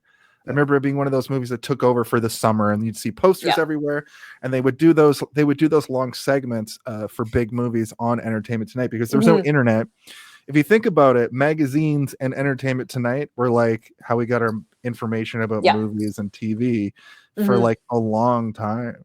And John Tesh would just be like, coming up next, we'll hear from Kevin Costner. And then it'll be like a 4-second clip of him being like, well, I really enjoyed being in the movie. Yeah. And that's all we would really get. And All right, come back next week when we have Christian Slater. Yeah, it was pretty good. Actually, a friend of mine I was just talking to before we started recording, and he was saying that there was actually a special on TV hosted by Pierce Brosnan about the making of this movie. Really? And I haven't had a chance to go looking for it yet, but I want to find it because it's weird that I guess he wasn't James Bond yet at that point. No, so that's even like, why would he be? I guess strange. Hello, I'm a British actor. Remington Steele at this point. Robin Hood.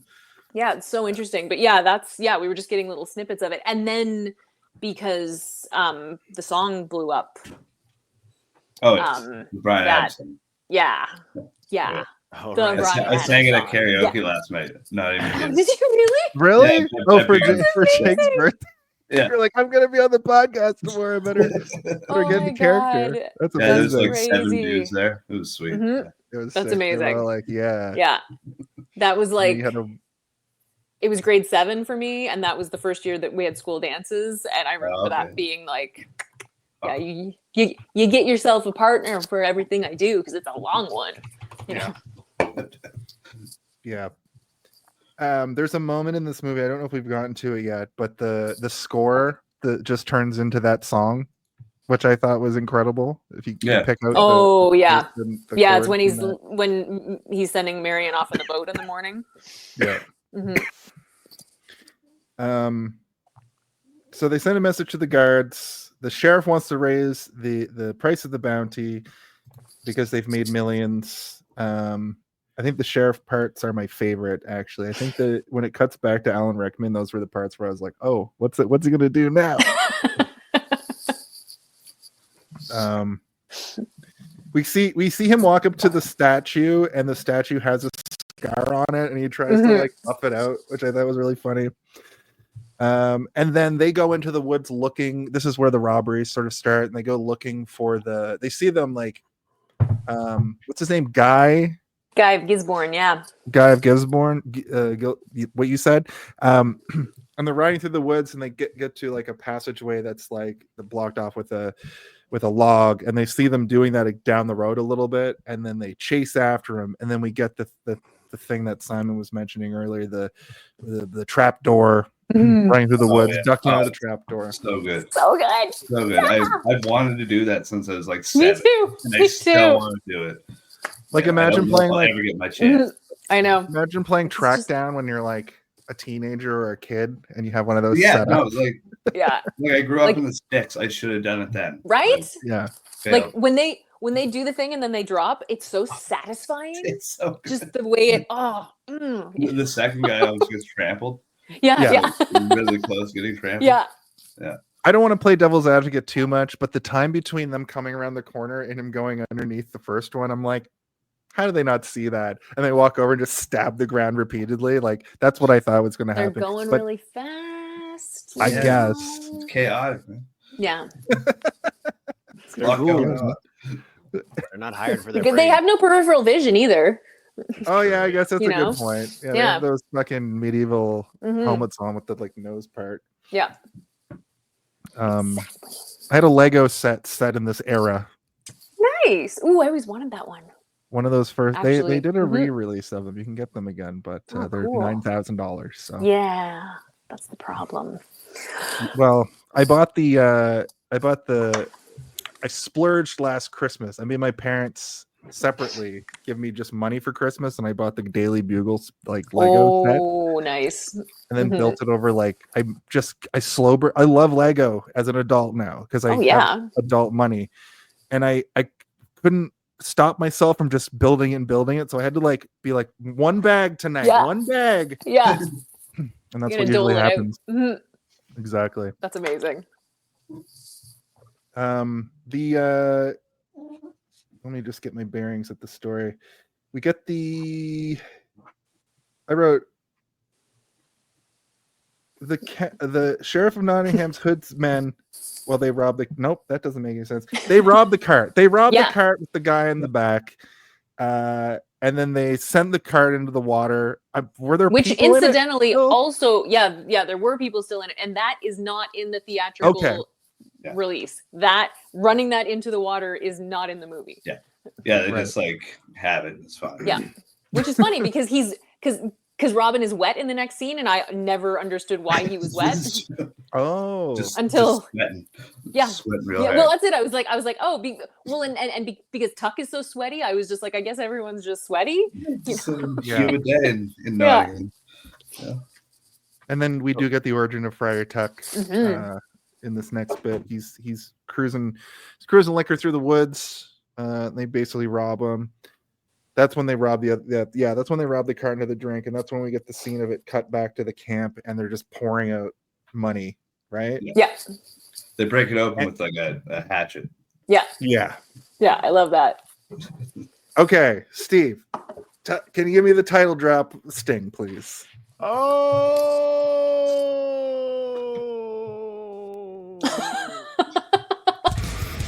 That's when they said the name of the movie in the movie. We rarely use it, and it's so far down the list. We have so many goddamn recordings. I couldn't find it. We're actually we're making good time considering how much ground there is to cover. We're about halfway through the movie. Nice. It may or may not be And- because I can't remember half the movie. Yeah. So I'm like, you guys can talk. Mhm, mhm. When when both me and Steve are talking, it's like this is gonna be a 9-hour episode. But anyway, at an hour 12 and 1 second, they finally say Robin of the Hood, Prince of Thieves. They don't say it exactly, but they have said Robin Hood. They've said Robin. They've said the Prince of Thieves at one point. They've said all that stuff. I think those are the main moments I wanted to mention. Mhm. They finally say it here. And this is a rare situation where you wouldn't think they would say the title of the whole title of the movie. Because there's a lot of movies where if this movie was just called Robin Hood, we almost wouldn't do the segment, or we'd make more of a joke. Of, of course they're going to say the name of the main actor or the main character a million times. But the Prince of Thieves part, I was wondering if they ever even refer to him as that in the film, and they do, just as Prince of Thieves, and at this point when they say their name. So yeah, and she finally says she finally actually says Robin Hood later. Yeah. And I was wondering if that was intentional by the screenwriters. Like they wanted to just be like, we can't call him Robin Hood immediately. Yeah, yeah. To sort of Especially where show how Azeem it calls him evolved. Christian. Yeah, he has to for earn most, the hood. yeah, Exactly. which I thought was great. Yeah. Also, shout out to the actor that plays Friar Tuck, Michael McShane. Michael McShane. We're all products of the 90s.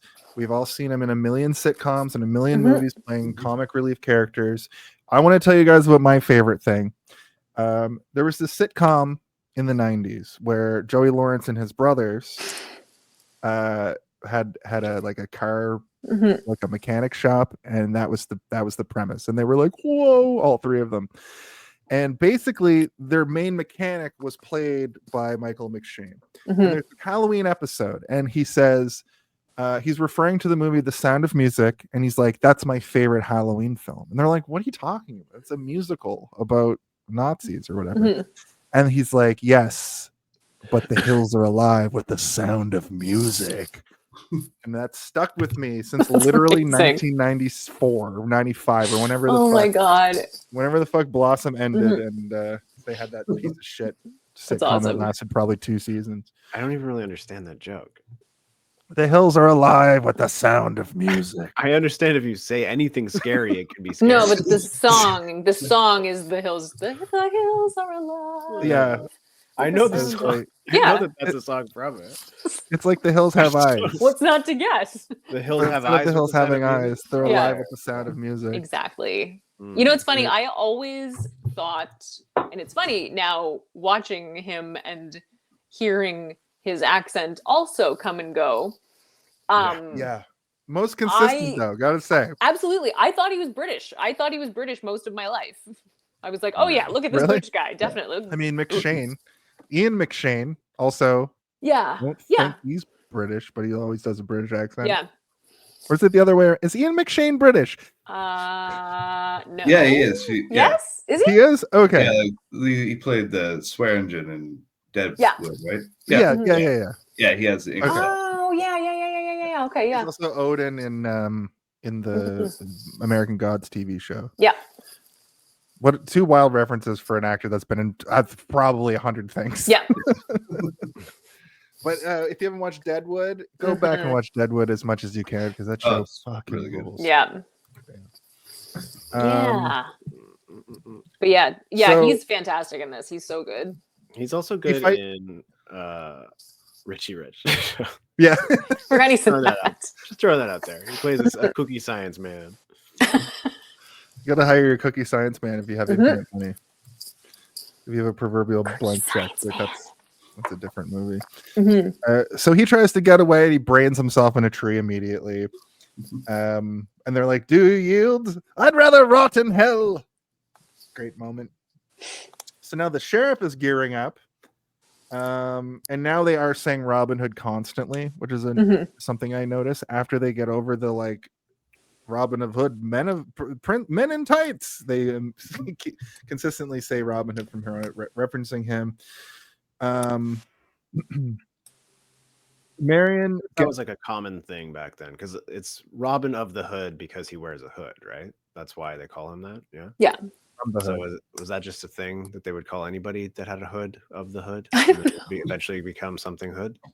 How hard is it to have hood as a title? Is what I'm asking. Yeah, how often do you have to have the hood? Yeah. How many crimes do I need to commit before I get to be Stephen Hood?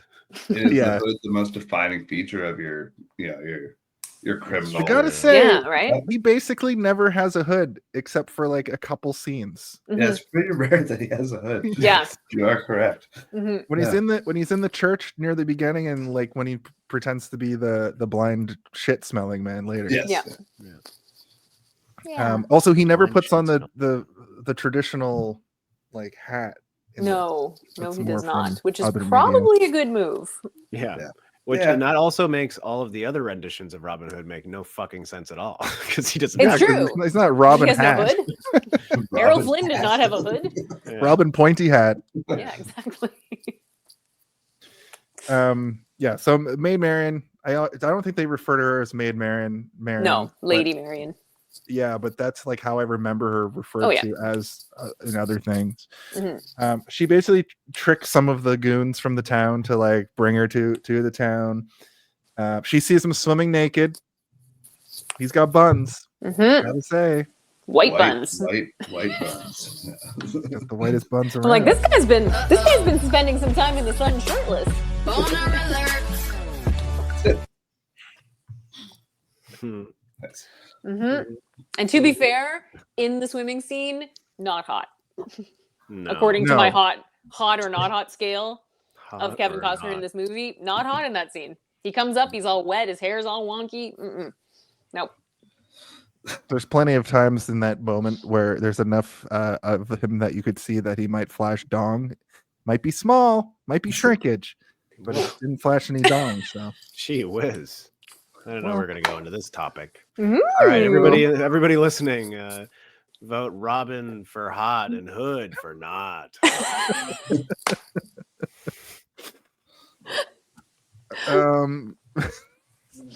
Mhm. Can you play that song again? Sure.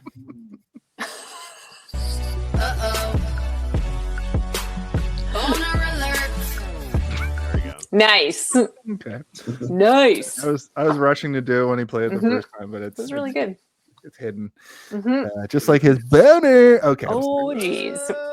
Anyway, well, Chucky's Like here. that one. Chucky loves that one. Oh my god.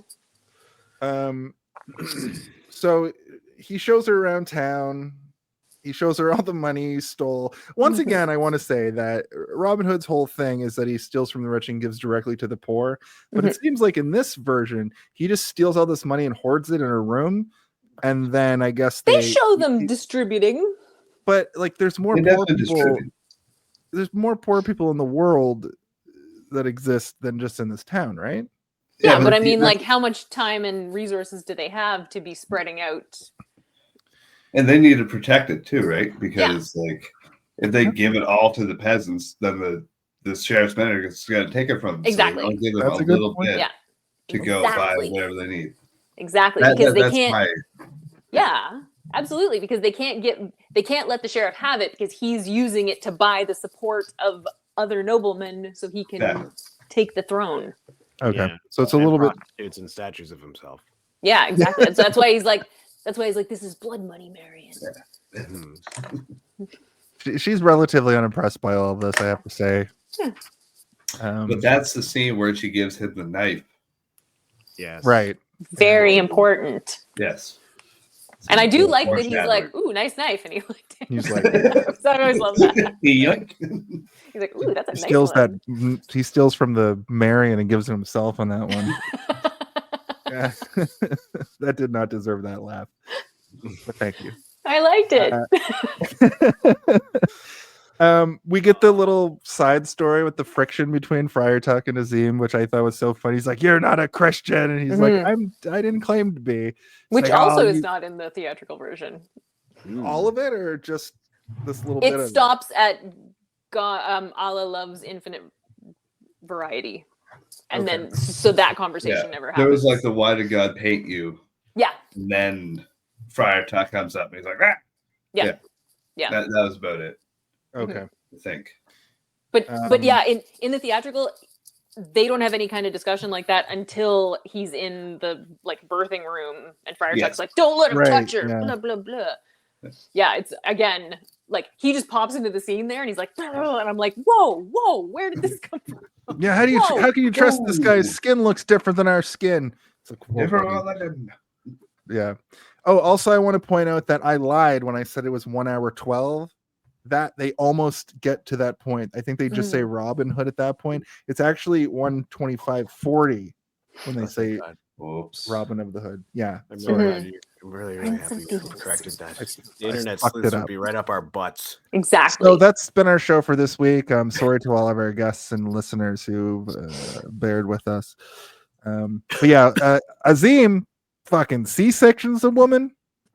Right? I think was the implication She there. was Oh, yeah. like good to go like in a couple days. Like she was up like walking around and shit, like the Swinging on Fanny's ropes. badass. yeah, Yeah. swinging across Yeah. flaming fucking tree huts and You shit. don't need your like, core for that. No. Yeah, it's like, it's like a fucking like medieval C-section. Just like, Yeah. She's like, But "No, yeah, dear." like the amount of blood they have on their hands, both of them, Robin and Azeem, by the end of that, it's clear that it wasn't just like It wasn't a maybe regular it was one. like Yeah. there was some I wanted to point out that He used the his baby giant curved sword.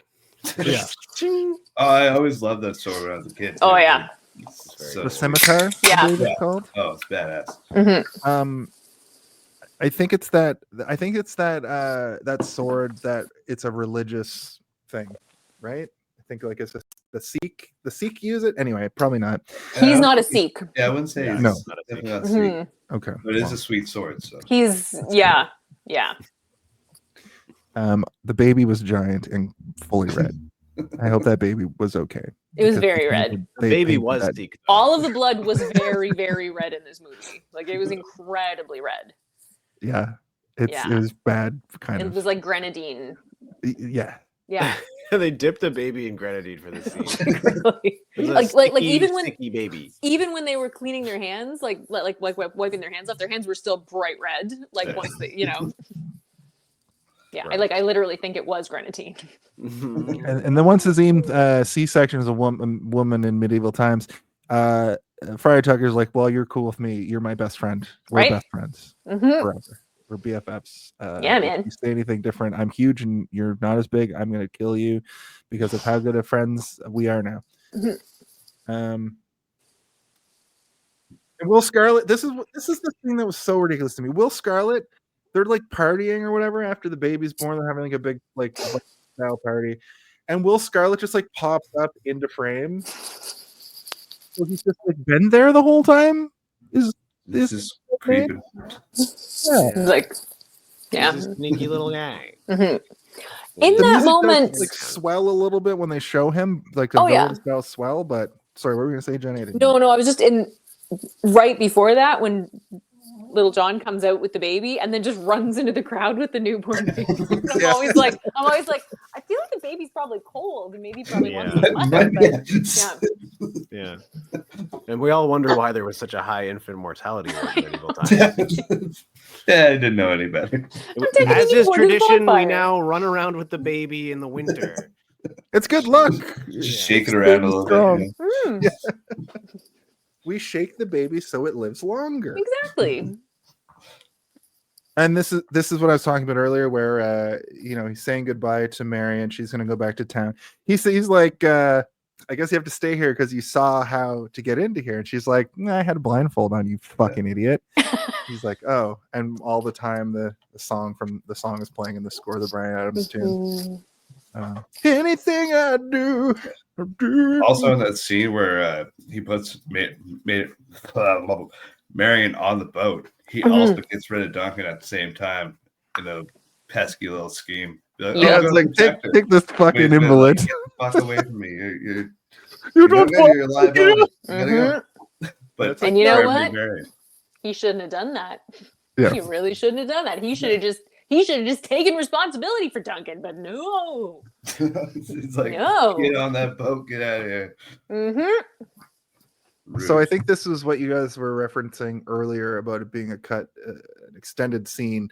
It goes back to the witch and Sheriff of Nottingham, and she's like doing some weird magic, and she like cuts herself and spits. Is that from this? That's version in the of- theatrical version. That's in the theatrical version. Yeah. I was really put off by Yeah, the fact it it sizzled. Yeah. Oh yeah. That was a lot. Yeah. When her It always spit has touches been. her blood. So she is magical, I guess. I just always thought Or- the plate was hot. Oh, Surprise is warm. Yeah. Hot plate. makes way more Yeah. fucking sense. Yeah. That's also how they did it in real life. Yeah. The hot Yeah. Because yeah, right. Because once and now I've seen the extended so once he realizes that she's been spying on him, he realizes that like the portents that she's been telling him are just based on like she's just a fortune teller, basically, like she's not Right. Yeah, he proves that she's a phony. Mhm. She Which you wouldn't reminds know. me. Yeah. Exactly. In the theatrical, you're like, this lady's a witch. Yeah. No, Exactly. Yeah. Oh, She reminds me of the seers from the show Vikings. You guys watch Vikings? They always go up to that weird hut, and there's the guy with his eyes all fucked up, and he's able to like predict the future. That show has a little bit more like magical element to it, a little bit more magic to it, but that's what this character reminded me of. And Sheriff of Nottingham is like, I need to know all the information that you have. yeah. Is there which is like great. is this character, this witch character, like from Robin Hood lore? Like I don't think before it, or so. is it just this movie? Because like I don't. I was wondering that too. I I seem to remember that like there are stories where they go into Sherwood Forest and talk to a witch, but that might have just been me watching this movie and making that assumption. yeah. Yeah, I don't recall like- any witches. So. Because also, I mean, in the original story, it's like the Sheriff of Nottingham is basically the lieutenant of Prince John. yeah. Yeah, Men in Tights. The Yeah, that's actually closer the king is more of this character, and the sheriff is just a fucking bumbling idiot who's just.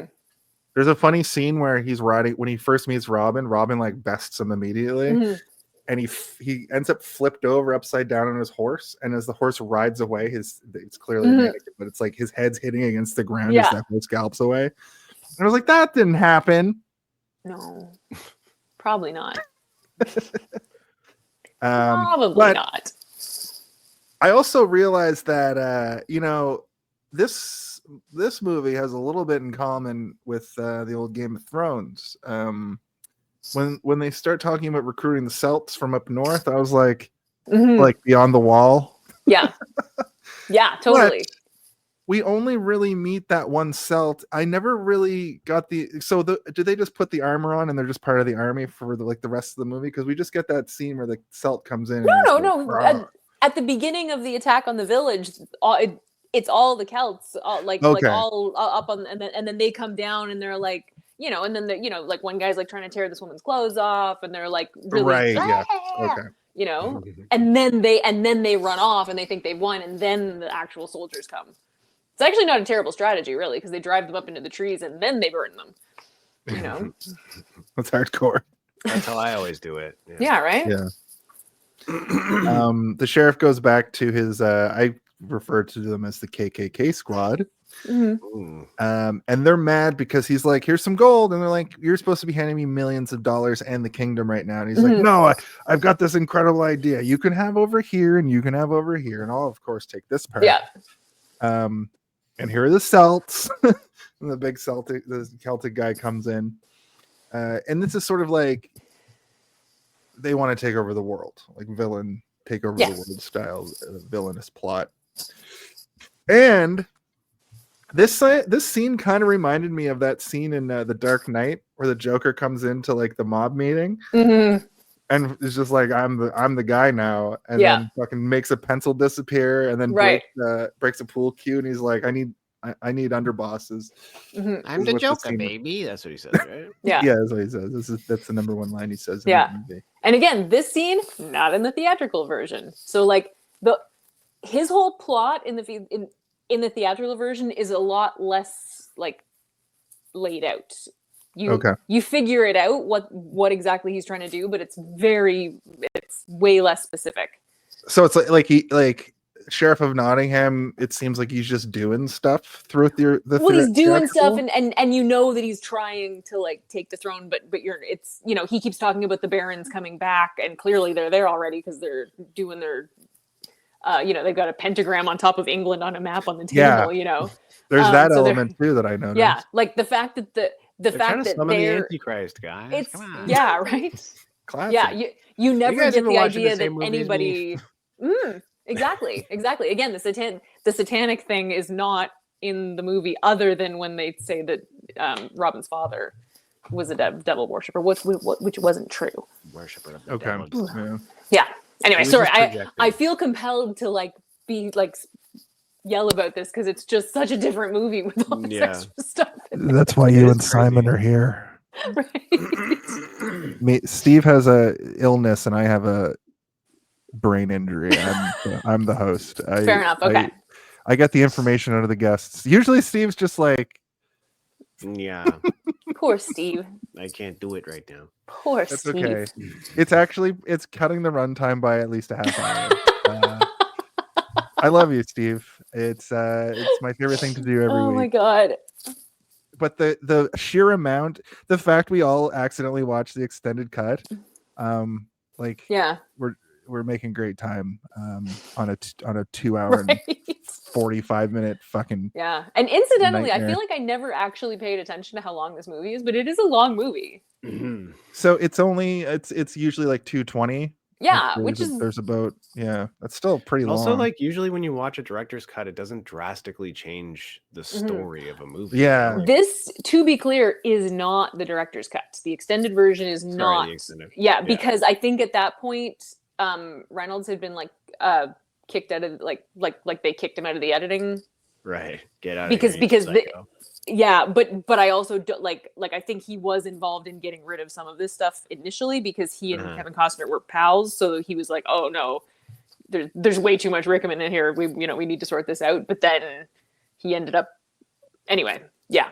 But it still wasn't a thing where it's like if you take out one thing, you're like, oh, now none of this makes sense. So I guess we have to take out the entirety of this plot line because it just won't support itself. Exactly. One actually really interesting thing that I noticed is, she tells him to go cut the scribe's tongue out, which apparently he does because then he's like scribbling on the thing. But then at the end of the movie, they're like, hey, scribe, where are they? Where are they? And he's like, up the stairs that way. Like all of a sudden he can talk again. Wait a minute. So it's like that part got filmed after they decided that the tongue cutting, that the side story wasn't going to. It's very like I was like, that's funny. So interesting. Yeah. Right. I never noticed that until now. Me neither. I just don't know what to believe anymore. I know. What else we got here? What else do we got? Oh no, Jason's gone. I guess I have to look at my notes. Yeah. I'm back. Okay. I have my headphones on. I walked out into the living room and talked to my wife for a moment, but Duncan's traveling through the woods. They took Marion and are now being attacked. Battle sequence. And this movie is actually this. I guess I should have known. This movie has three really significant battle sequences. And on the show, what'll happen is we'll get a little bit lost in the plot and lost in the sauce, and be like, "Oh, this shit's going way too long." Mm-hmm. This happens at the end of a lot of movies too. We're like, "Oh, the last 25 minutes of this movie is just we can just say what happens in about 3 minutes." Yeah. We more get lost in the sauce on the plot, but this is a pretty significant battle sequence in this town. We get the thing I mentioned earlier with them. They're just firing arrows into the town and just lighting everything on fire, which was really cool. They basically raised this town in as fast as they built it. Yeah. Faster. Well, yeah, definitely faster. But I mean, as far as on screen. Oh yeah. Yes. Do you think it was a poor choice? Faster. Do you think it was a poor choice when they go to the trees, like the guy suggested?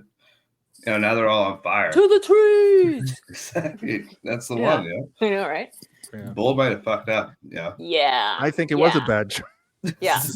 That's when the fire catapult came out. Just like, oh no. Oh my god, right? Yeah. Oh.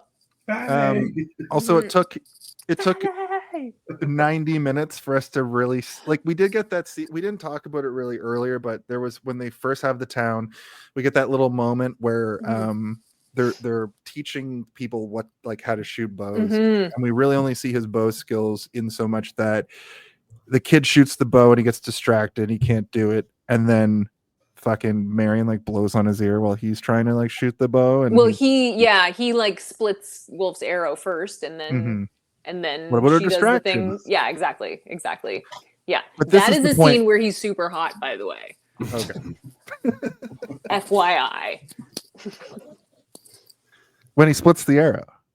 Yeah, all the arrow shots, all the arrow scenes. Yeah, I don't know what they're doing with the lighting, but it's He's kind of like. Do you remember that Seinfeld episode where depending on where the woman was, she'd be ugly or not ugly, and that's kind of what he's like in this movie. It really depends on the scene. He's a two-face.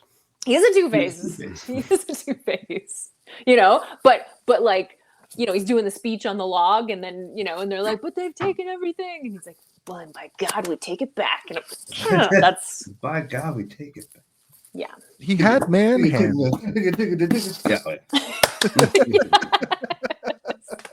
We're gonna just sing the whole score for you from beginning. This is a new segment we're doing on the show where our guests just sing the score for 14 minutes.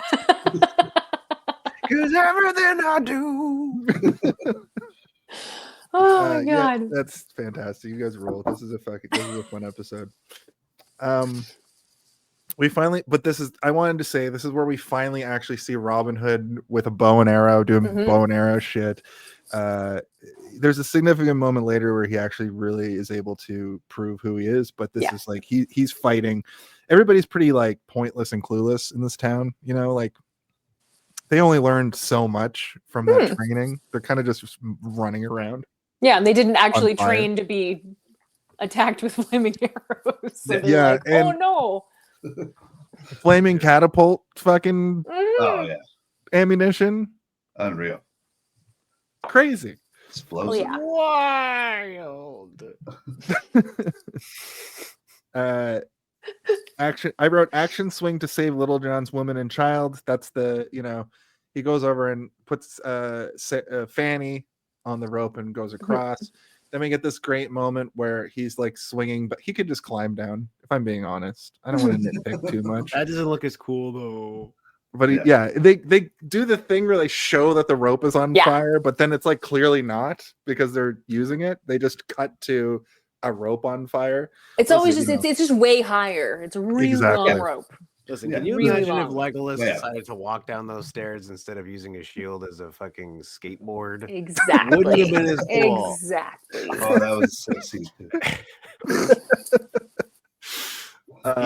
He then flips the shield. He kick flips the shield like Tony Hawk, and it flies and impales an orc in the chest. That's right. Now that is cinema. That's pretty tight. That's where they got the idea in Breath of the Wild, the Zelda game, to be able to do that. I'm sure. Yeah. You can do this like button combination if you have your shield up while you're going down a hill. You can just like get on it and That's start awesome. surfing on it. That's great. But yeah, this is what I noticed that the arrow men with the flaming bows are on like a grassy knoll that looks nothing like the woods that they're supposed to be in. Maybe they're far away. Who knows? Who knows? Grassy Did Knoll. Did you guys know that Kevin Costner's in JFK the movie? Coincidence? I don't think so. And to the left, also another Seinfeld reference, if you think about it enough. Yep. Yeah. It's The true. magic loogie. The magic loogie.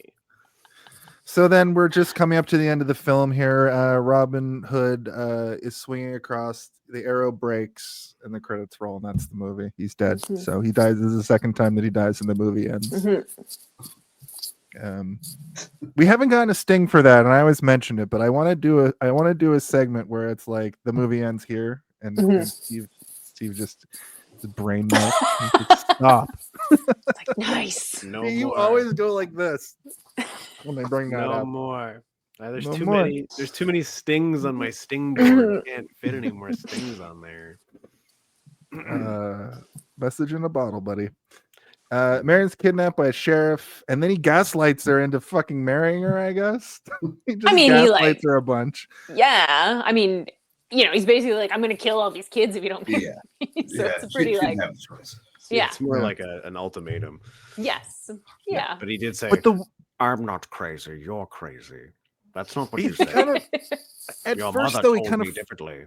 he kind of phrases it like that. Before he's literally like, I'll kill everybody you love unless you marry me. Yeah. And then he literally proposes to her. The way he starts like talking to her in that scene felt very like gaslight. Oh, yeah. Yeah. Because he's gross. And yeah. But he does propose to her, and she can't say no. He also tells her that Robin Hood is dead during this scene, but he like alludes to it more so. And she's like, only Robin Hood can heal the lands. That's like, right. No. I just wrote a note here that says goons in the dungeon. Where is he? I'll torture you. I don't know about you guys, but I don't know if I would forgive somebody if they used to burn my hair when I was a kid. I'd be like, fuck this guy. Yeah. I mean, I always thought of it as like singeing it because she has a lot of hair, right? So I just assumed when she was a kid that it was that small, and he might be like, sort of just singeing. Burn your singeing, hair. Let's say. Let's go play Burn Your Hair, guys. And incidentally, speaking of Marion's hair, I know this is probably of no interest to you guys, but it's of interest to me. The fact that we have this woman who is not in like mermaid curls the way that like every woman is in every movie ever. Like I love the fact that she's just got this massive head of hair. Yeah, she's got like tight curls. It feels real. You know what I mean? I like and I don't mean like it feels like her hair. I mean it feels just she's like a person. Yeah.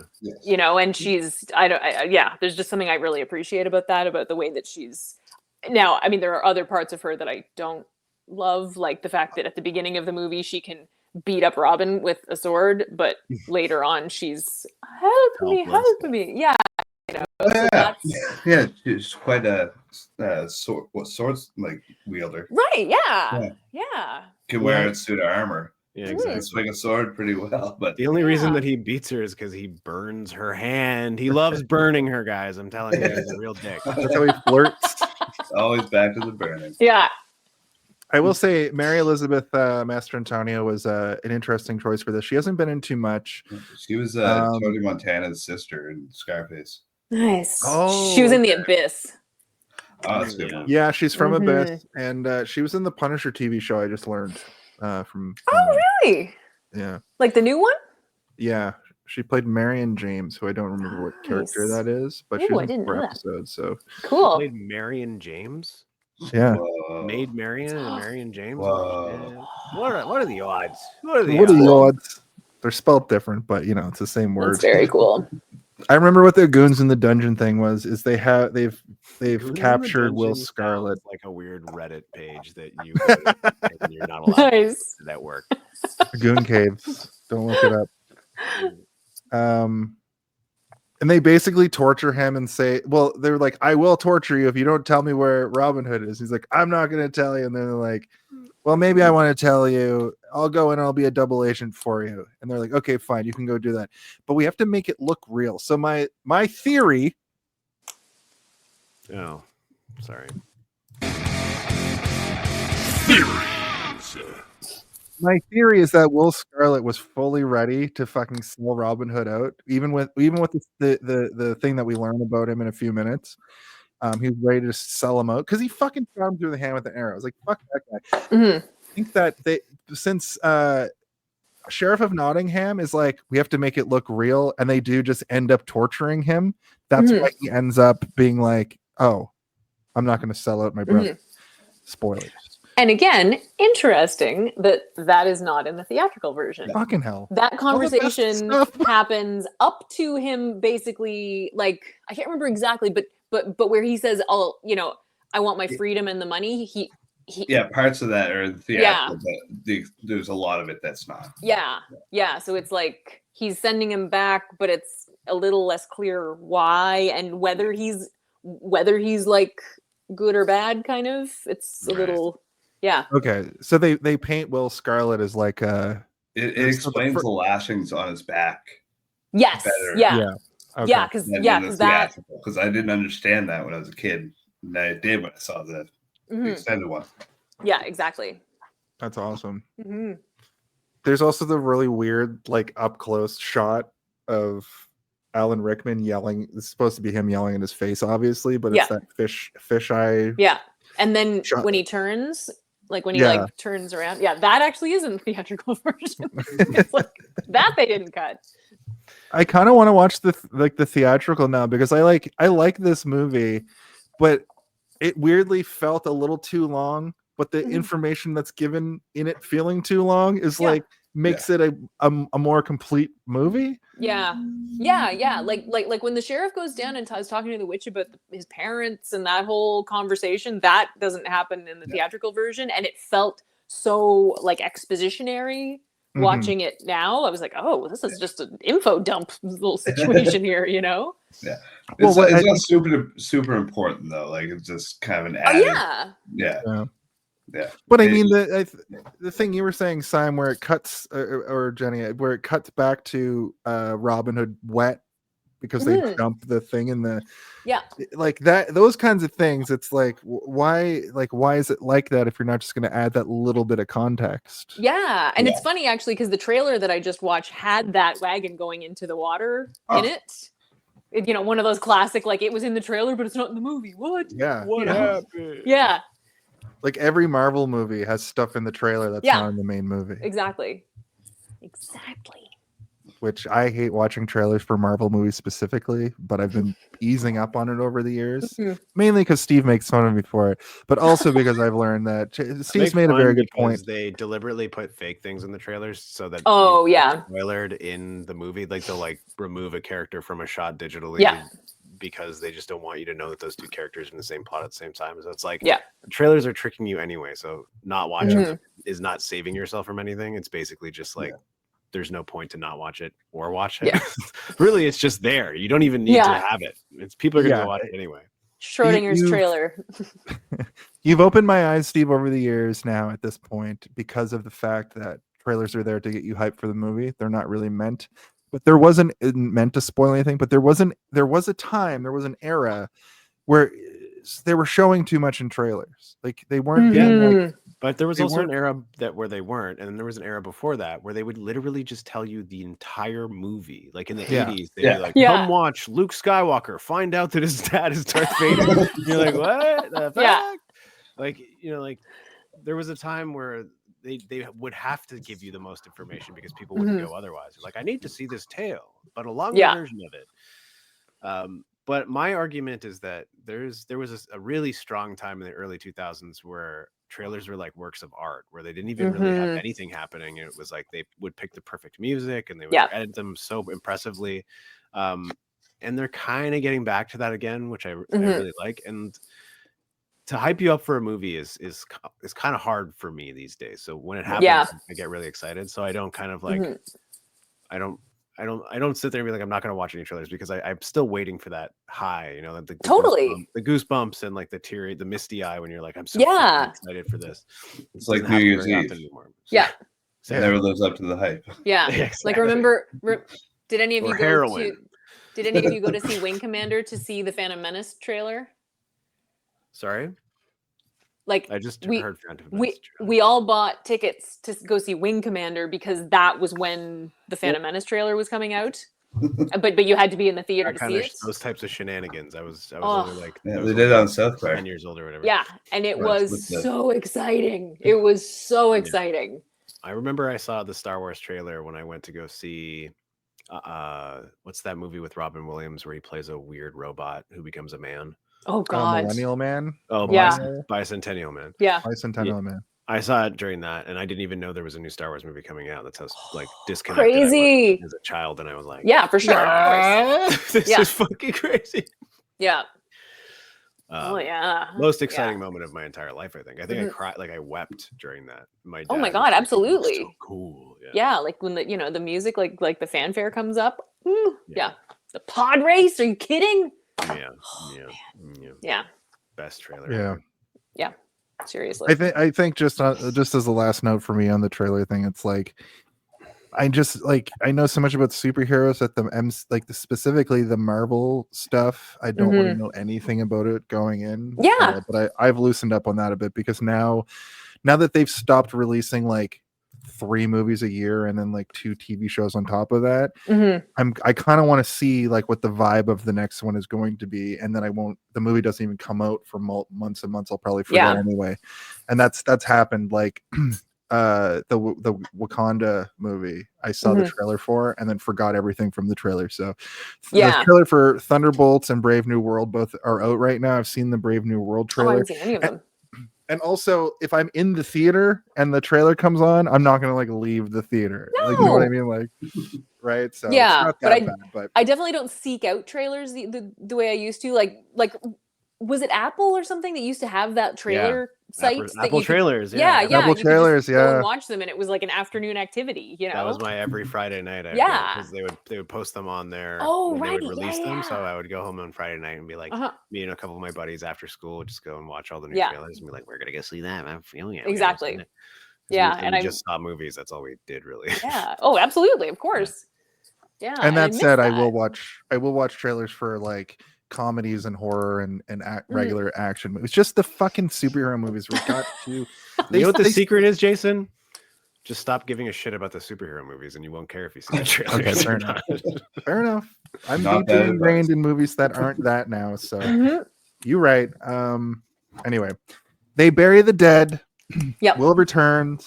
Little John sees through it. Will Scarlett being like, "Hey man, we gotta go to the hanging."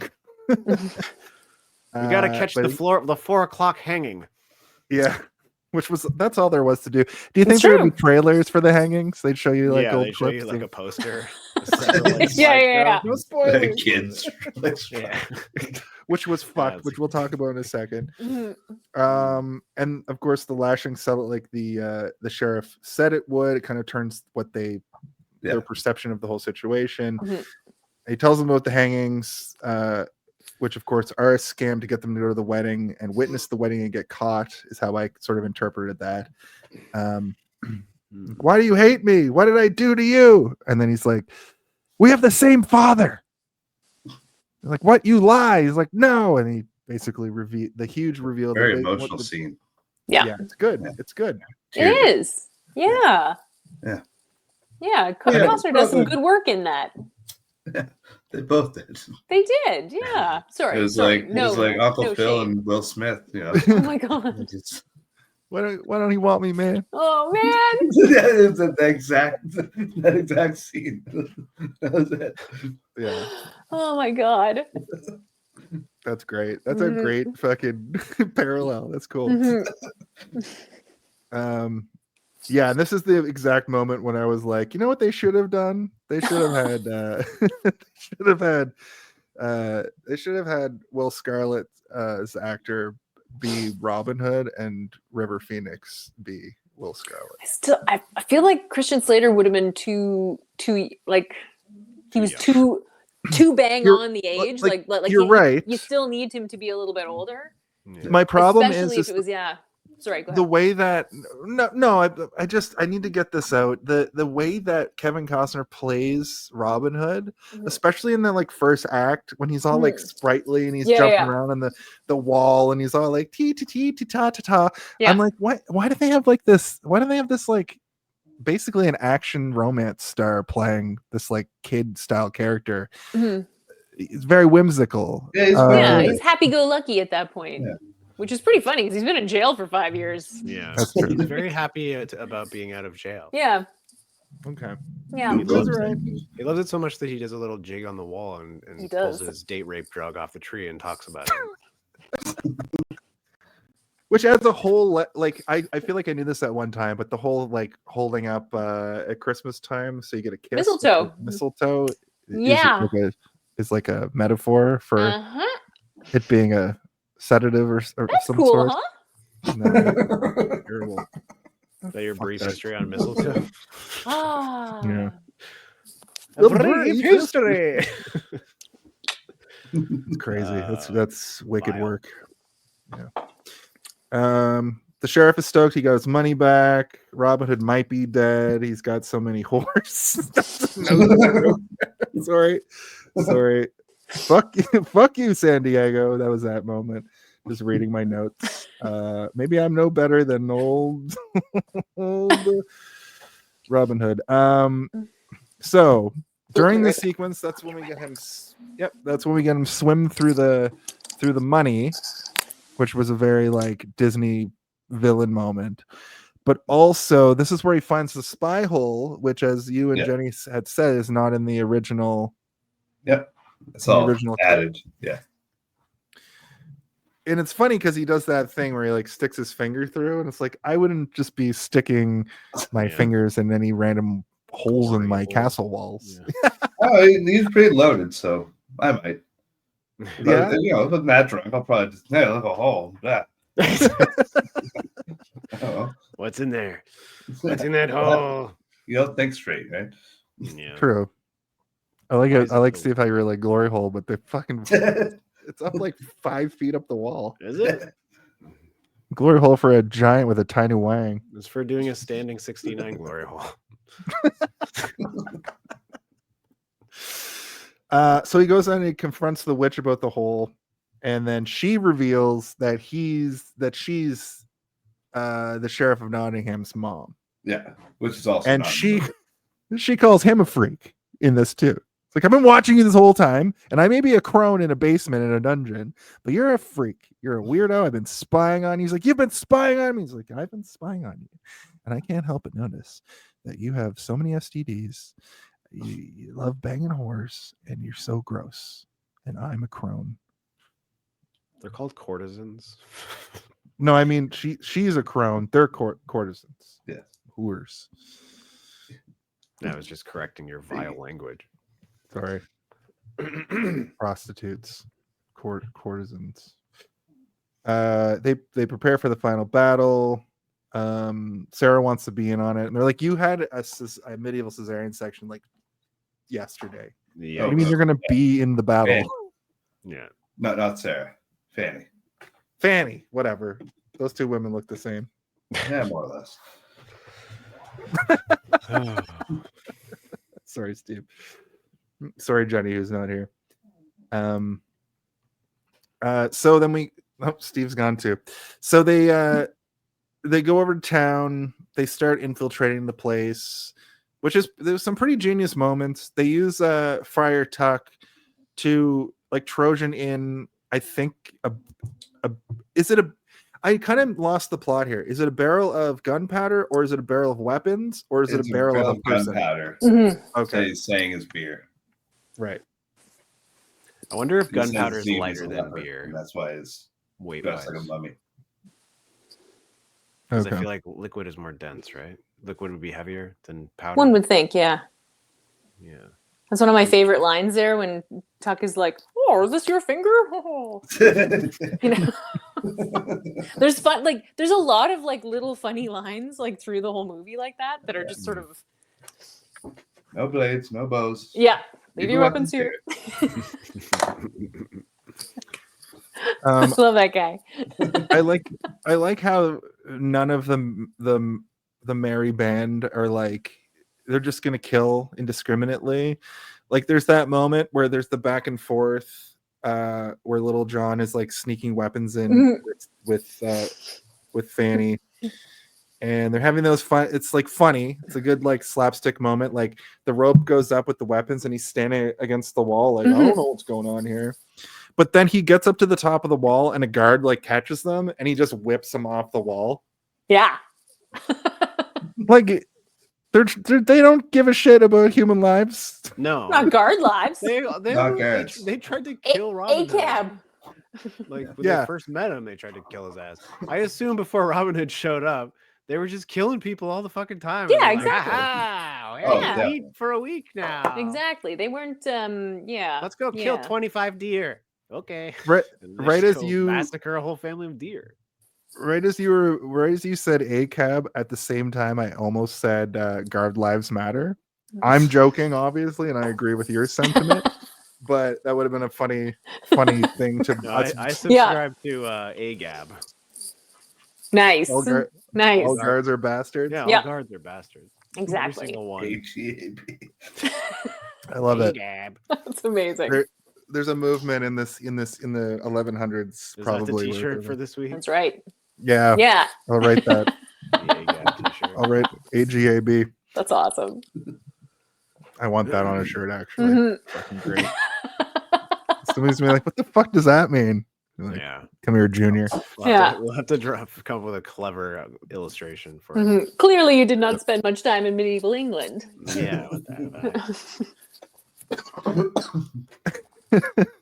So they all get into position, and Will Scarlett can't help himself. He's talking shit. He's yelling AGAB.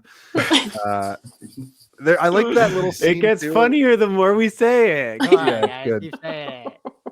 I like when the kid sees that he has a sword, and he's like, "Shut up! You better." Not a bit of trouble there, boy. It's Wolf. Oh yeah, right. Yeah. And then Wolf gets all pissy at Will Scarlett because he doesn't know. Yeah, he doesn't know. The last he saw, he was saying, he was in the dungeon. Yep. Saying, "Hey, I'll turn on him." Yeah. That's right. And then everything is revealed, and the kid's about to get hanged first, I guess, as an example. One of the most atrocious things I've seen in a movie in a minute, where they're like, "We got to kill the kid first." And I mean, in a way, it's a mercy, because then the kid doesn't have to watch all the other people die and traumatize him. That is true. I guess. Yeah. I think if you're going to kill someone first, and you're going to kill a kid either way, you kill the kid first, so he doesn't have to watch everyone else die. Yeah. So one thing in the extended scenes that I actually did appreciate was when he's talking to the scribe and he says, for the execution tomorrow, no broken necks. I want to see them dance. I want to see them flailing around. And that's not something that was in the original. So when it shows the gallows, the ropes are green. Oh. And if you think about it, when they did kick out the stools, none of their necks broke, and they were just kind of flopping, which is why they were able to save them. Yeah. Because they didn't use the proper because if you are a good executioner, you know that you need a properly cured rope to hang someone, because otherwise it's too stretchy and it won't do it the way you cleanly. The whole point of that's the thing that caught me off guard, actually, is like when the kid hangs, I was like, his neck's supposed to snap immediately, but that's a good moment of context. Yeah, so I was like, wait a minute. So first of all, I really appreciated the fact that they even made the ropes like not look old, like not look dry. And actually getting that little back that was the sheriff's fault. Yeah, that they didn't just die. Yeah, it wasn't just a bad executioner. It was. Yeah, exactly. Which I followed the instruction. Yeah, exactly. The sadistic sheriff of Nottingham who just wanted it, who's like the worst. But yeah, the executioner going up there being like, "All right, just double checking for the execution tomorrow. Do you want them to dance or not dance?" Or, yeah, I want to see him dance. I want them to dance. Yeah. But yeah, Will Scarlett is a face in all this.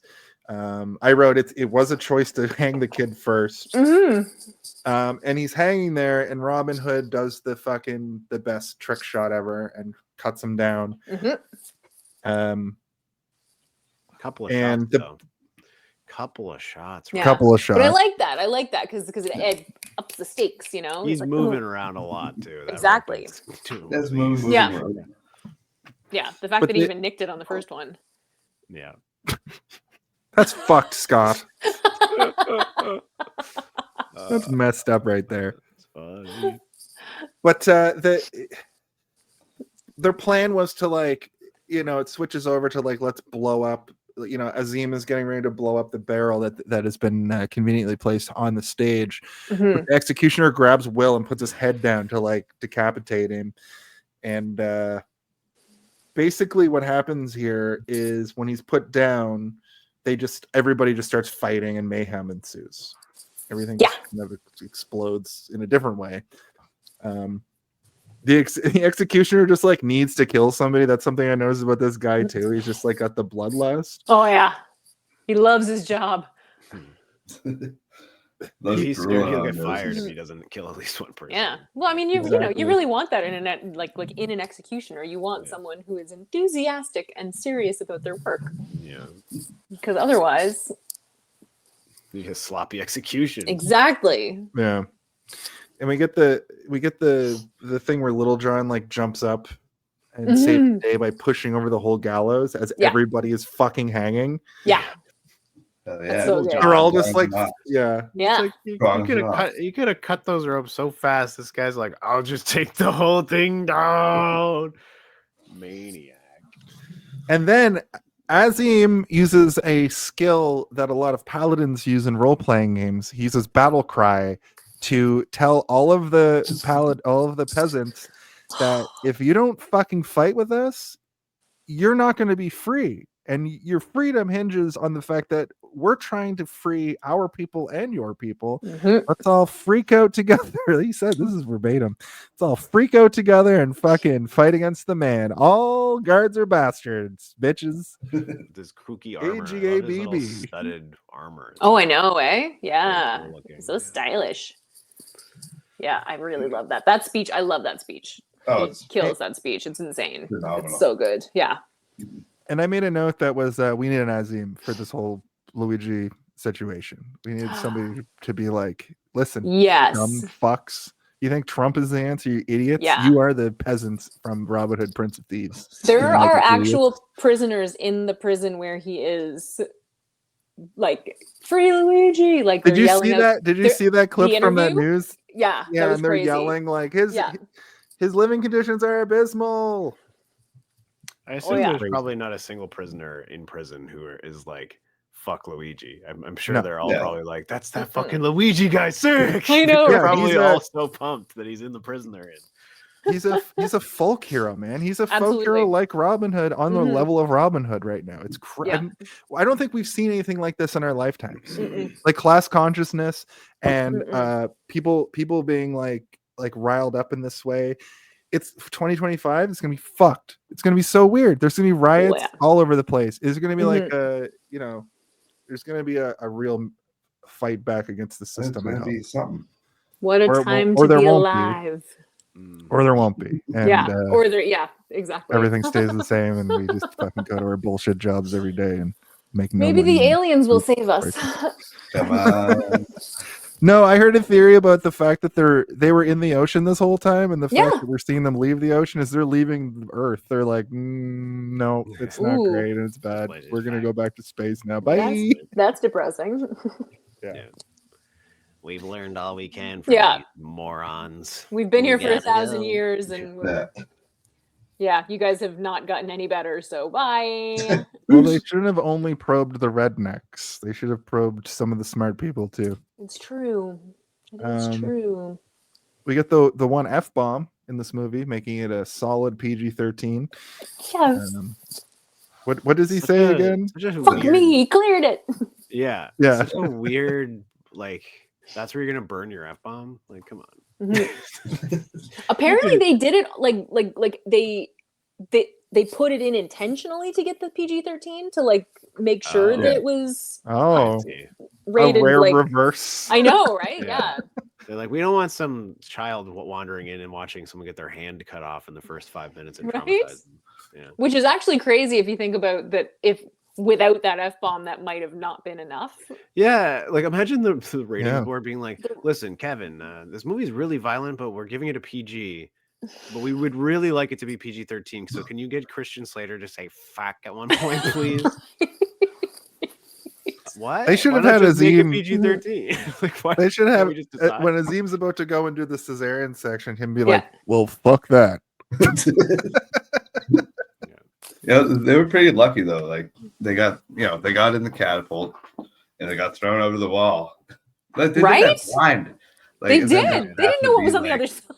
Yeah, it could have been anything or nothing, but there's all this hay. Well, that's like the Assassin's Creed everywhere. Thing. The Assassin's Creed when he jumps off the highest tower into like a tiny. That's where Ubisoft got the idea. They watched Robin Hood, King of Thieves, and they were like, "We need Altair to be, we need him to be safe when he jumps from the tower. What can we do?" Well, Robin Hood logic states that giant piles of hay. Exactly. I love that. Cushion your fall. Yeah. So we get an attempt at a speed marriage, but the witch wants them to fuck then because I forgot to mention this. The witch really just wants an offspring from her son, and her son is like, Sheriff Nottingham's like, no, I mean, I actually kind of want to be married to this woman. I kind of like her. It's like, nope. I'm going to torture you and haunt you now until you, I believe she calls it stud her. I believe that's what she says. And he's like, well, I don't know if that's such a good idea. And then she's like mid speed marrying them and then stops and says, you guys got to go right now, which I thought was insane.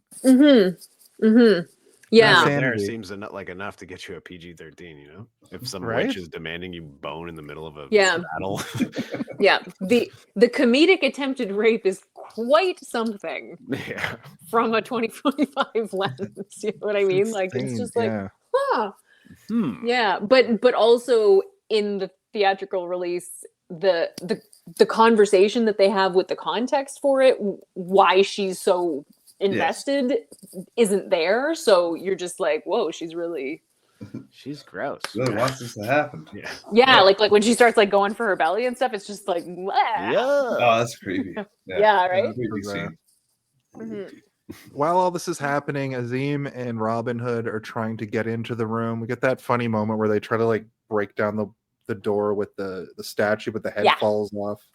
And they're like, I guess that's it. Robin Hood goes up Robin goes up the building and like he ends up swinging in, but Azeem's outside the room just trying to get in, which he does eventually. They like stab each other. Not at the same time. He like goes to get her and gets her, and then she gets him. She gets him first. Okay, He's at the door. He turns around. She comes running at him with the spear, gets him in the hip or whatever. And then he pulls it out, and then they're fighting. She tosses him against. I'm like, I have this whole memorized. She's hanging onto the spear. He tosses her against the wall. She hits the wall. then comes running back at him. Then she spears him. He spears her, and then she kind of goes and wanders off. Yes. Amazing. Ostensibly to die. That's what happens when you get stabbed. You wander Right? off. Easy. Sometimes I'm taking notes though, and I intentionally like don't put it down properly because I know later I want the guest or Steve to like correct me. Yeah, and also having not watched the choreography and memorized it over the last 30 years, it's okay if you're not sure on the details. Steve's like, convenient, Jason. Convenient that you would say that. Yeah, but so we get he swings in, we get the final battle sequence, which is another fucking probably my favorite fight of the movie because I love a final battle. I love a main protagonist versus main antagonist. There's still like probably 25 minutes left in the movie, and I'm like, these guys are gonna fight for a while, and they do. But we get the side bit of Friar Tuck and the bishop. Here's 30 pieces of silver to pay the devil on your way to hell. That's what the line is. Goosebumps. Yes. Every time. Amazing. And kicks him out a window. Yeah. All the guards rush up and they like look up and they just oh wait, that's Braveheart. Yeah. It's honestly that shot in Braveheart is so similar to this. Like it's crazy actually how similar. There are a few times when that happens in my brain. I'm like, wait, no, it's different movie. Yeah, but no, that is like I remember seeing that in Braveheart and just being because at that point I'd already seen Robin Hood so many times, and I was like, that's a Robin Hood shot. Like, it still is. Yeah. Well, watching the like 35 minutes of Men in Tights, you can listen to this episode back and see where it ended. Yeah.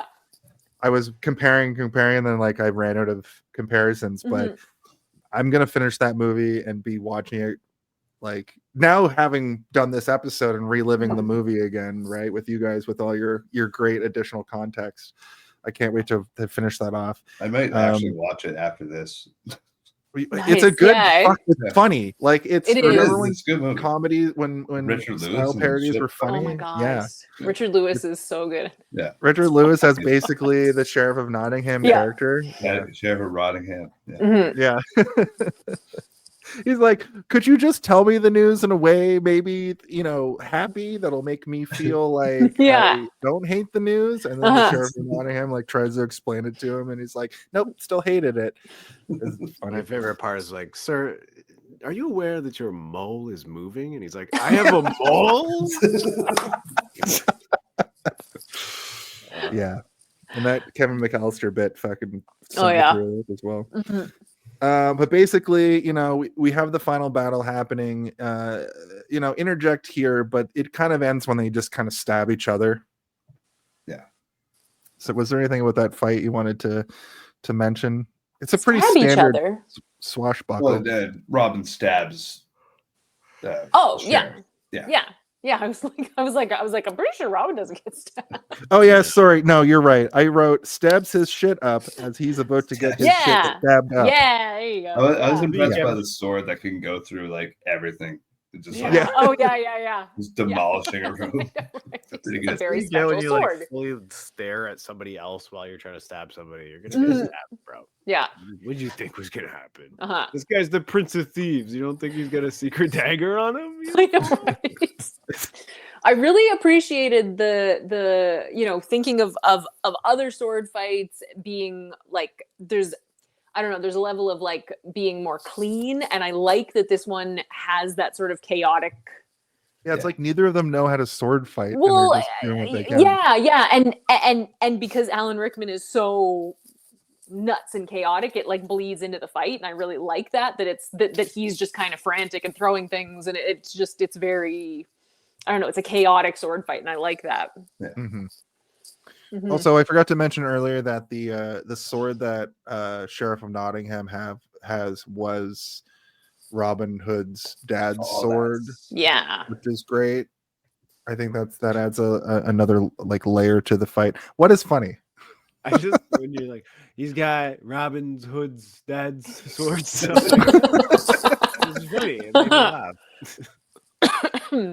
You're right. I just the line stabs his shut up as he's about to get his shit stabbed up. It fucking breaks my It's brain. really good. Which almost gets the final word in, and Azeem saves him. Which does the crone does the thing that every like horror movie has, where the hand comes up. She's the version of that where she rushes across the room, and Azeem finally gets in the room and fucking decimates it's so her. good. Yeah. Epic sword throw. Yeah, it's so good. Scimitar throw. Yeah. Scimitar throw. Age 47. Did you just hit yourself in the face with your microphone? Yeah. Oh, nice. I can't stop moving my hands. It's a hazard. Very but animated. that like just sick. yeah, so good. How do you think they got that shot? They just whip a sword a bunch until it did the perfect. Probably to look good. Yeah. And that's pretty much it. Robin and Marion kiss, and everybody lives happily ever after, and they get married.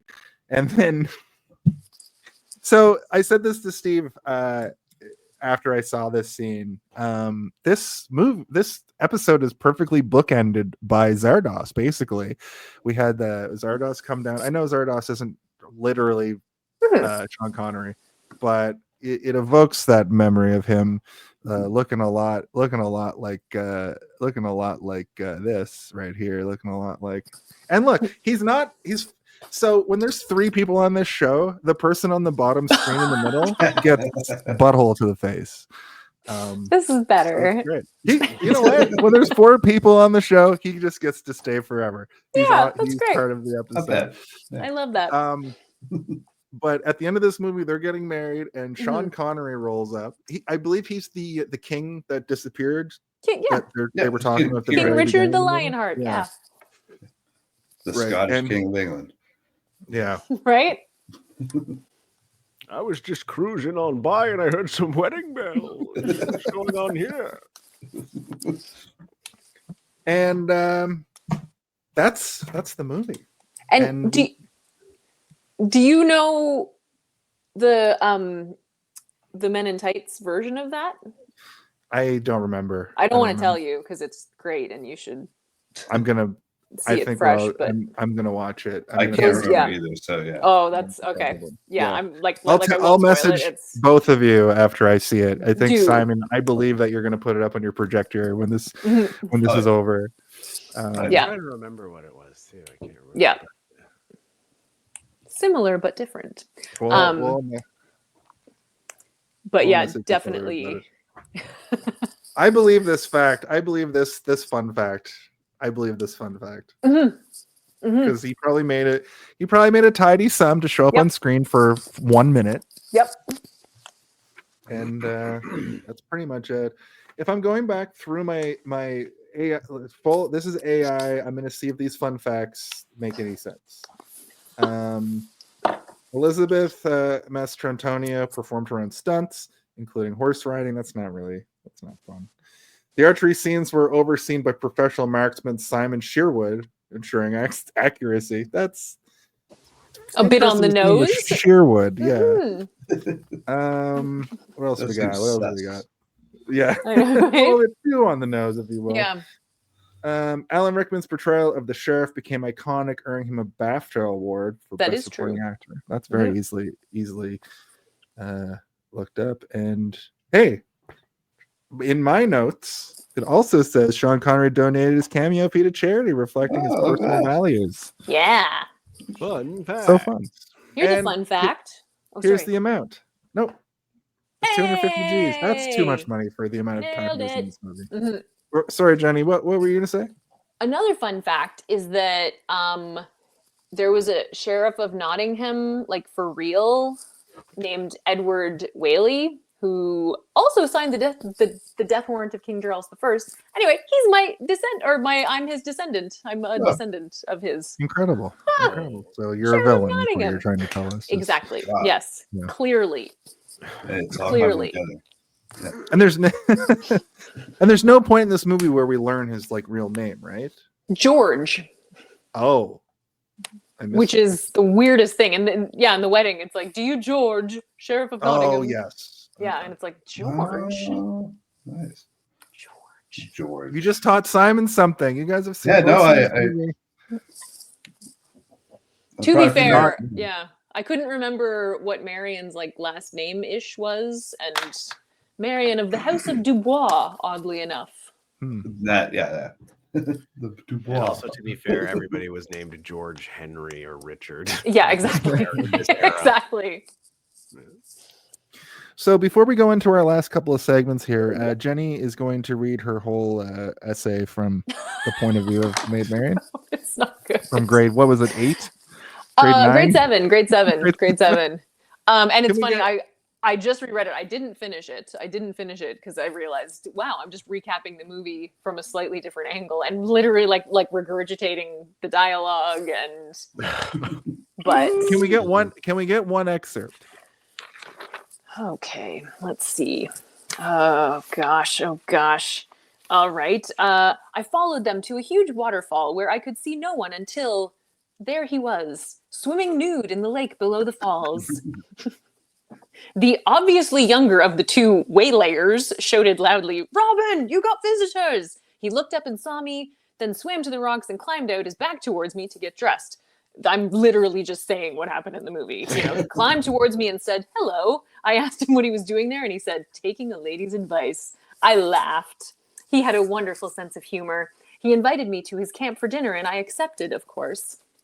Mm-hmm. It goes on at length. It's almost fan fiction-y. Yeah.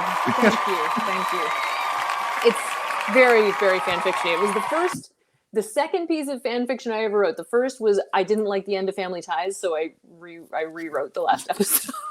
But it's the same thing you just read just about Michael J. Fox. Yeah, basically. He got out of the water Michael J. Fox turned his butt to me and he broke up. Yeah. Right I decided he broke up with Courtney Cox and Ellen came back. So there you go. Yeah, that was. And then you were also there. Yeah. Mm-hmm. Yeah.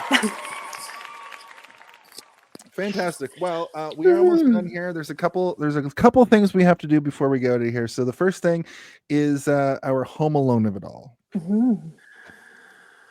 If you had to pick one, what do you think the Home Alone of it all? When is the Home Alone of it all? Can someone please tell me when the Home Alone of it all? I really gotta know. When is the Home Alone of it all? What is the Home Alone of it all? Now that's the Home Alone of it all.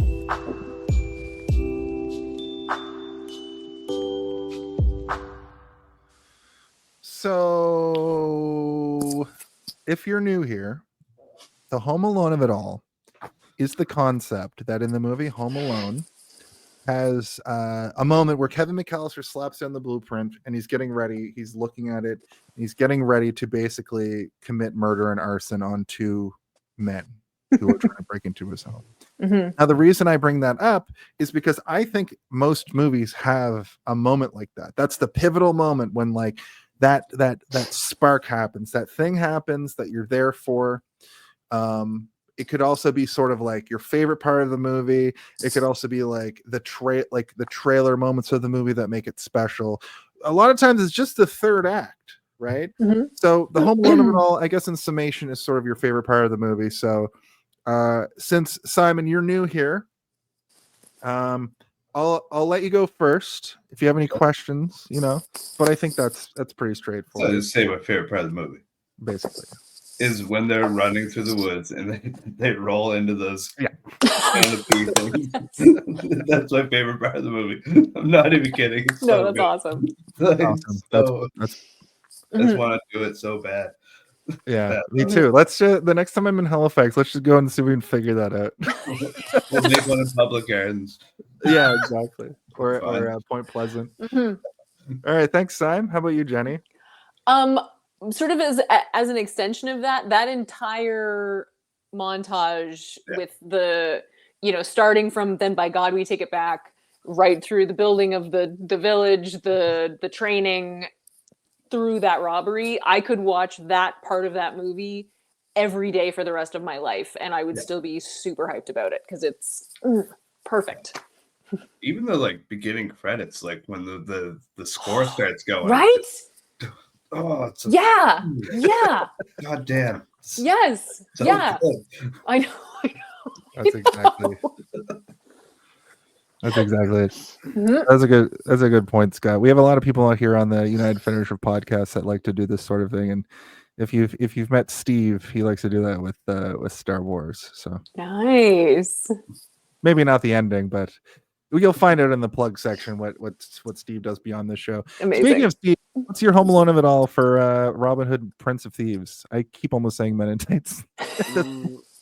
Mine is when he shoots Christian Slater in the hand.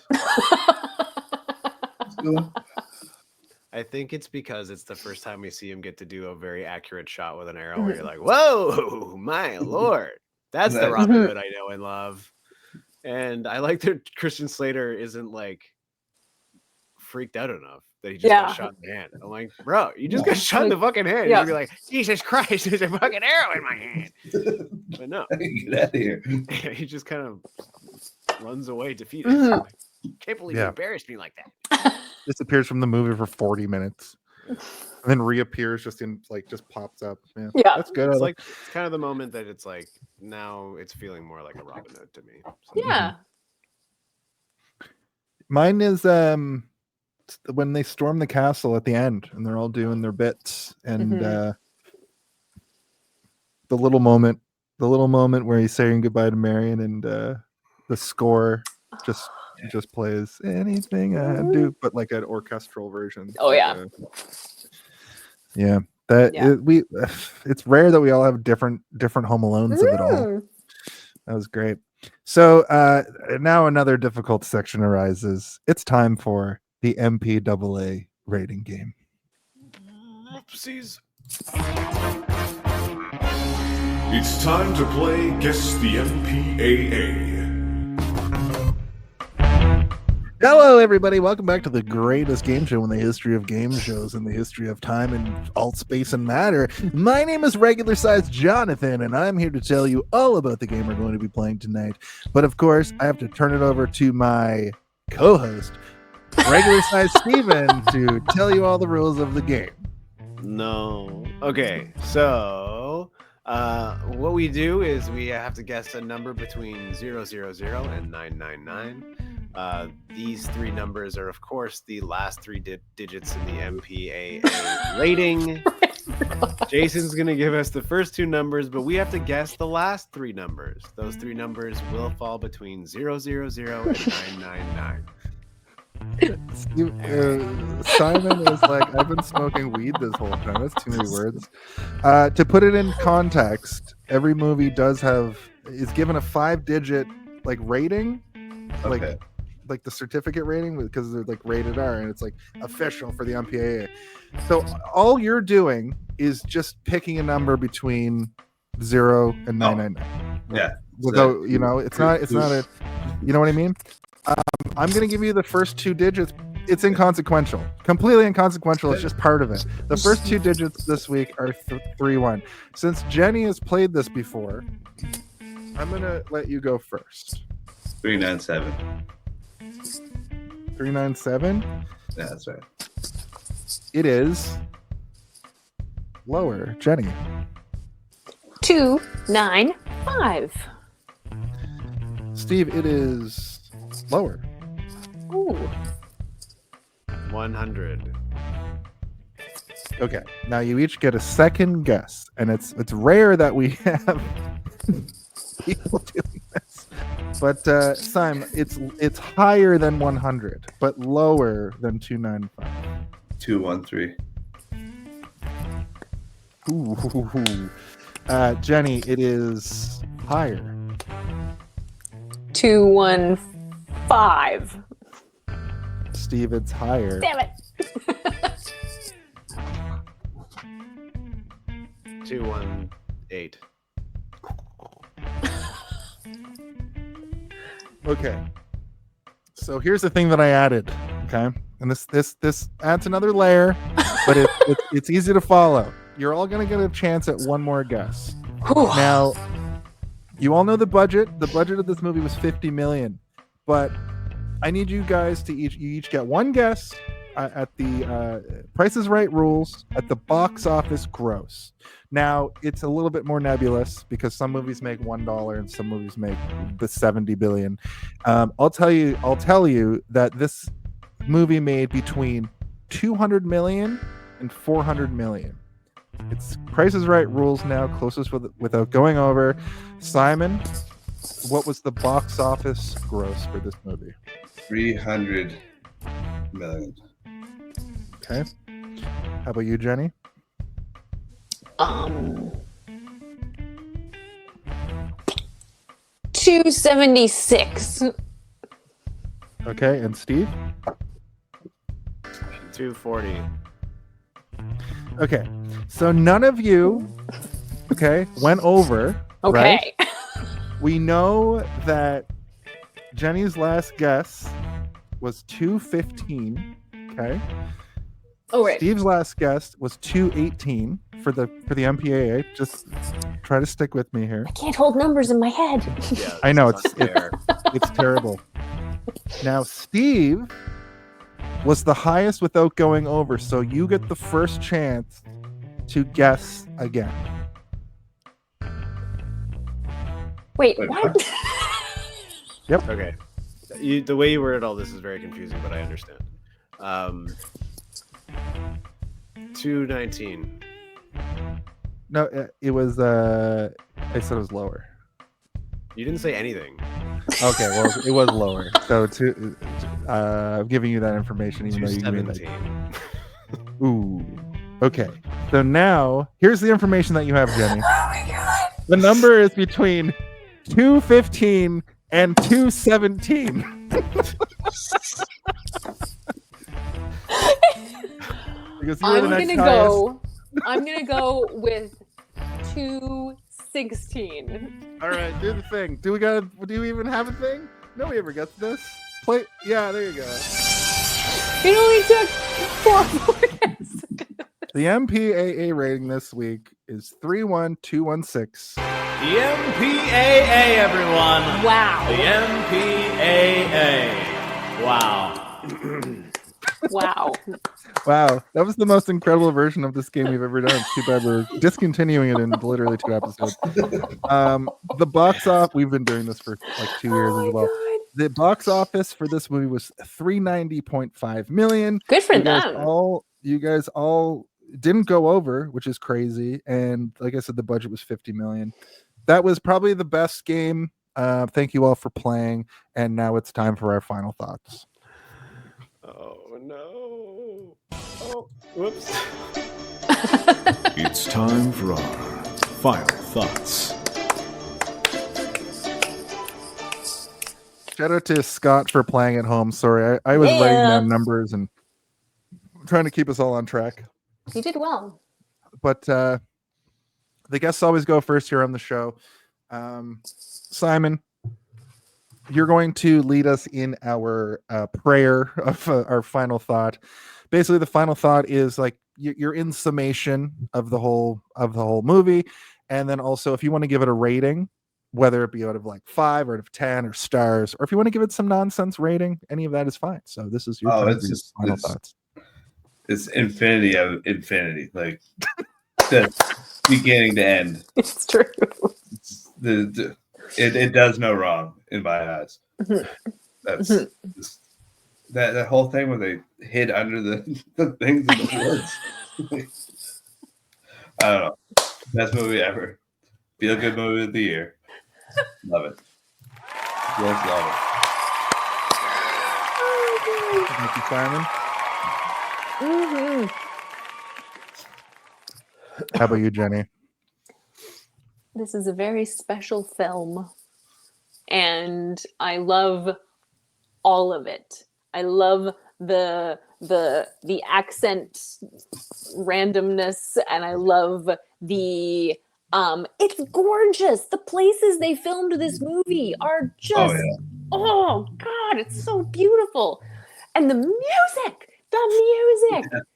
Like there is I don't know. I mean, like, you know, there are lots of movies that do adventure and fantasy, and there are lots of movies that do action, and this one does them so well and a little bit weirdly, but in the best way, you know? Totally. Yeah. 100%. Yeah. I'm giving it I'm giving it oh god, what am I giving it? I'm giving it 400 money carts full of money out of 400 money carts full of money. That's a lot of money. I know.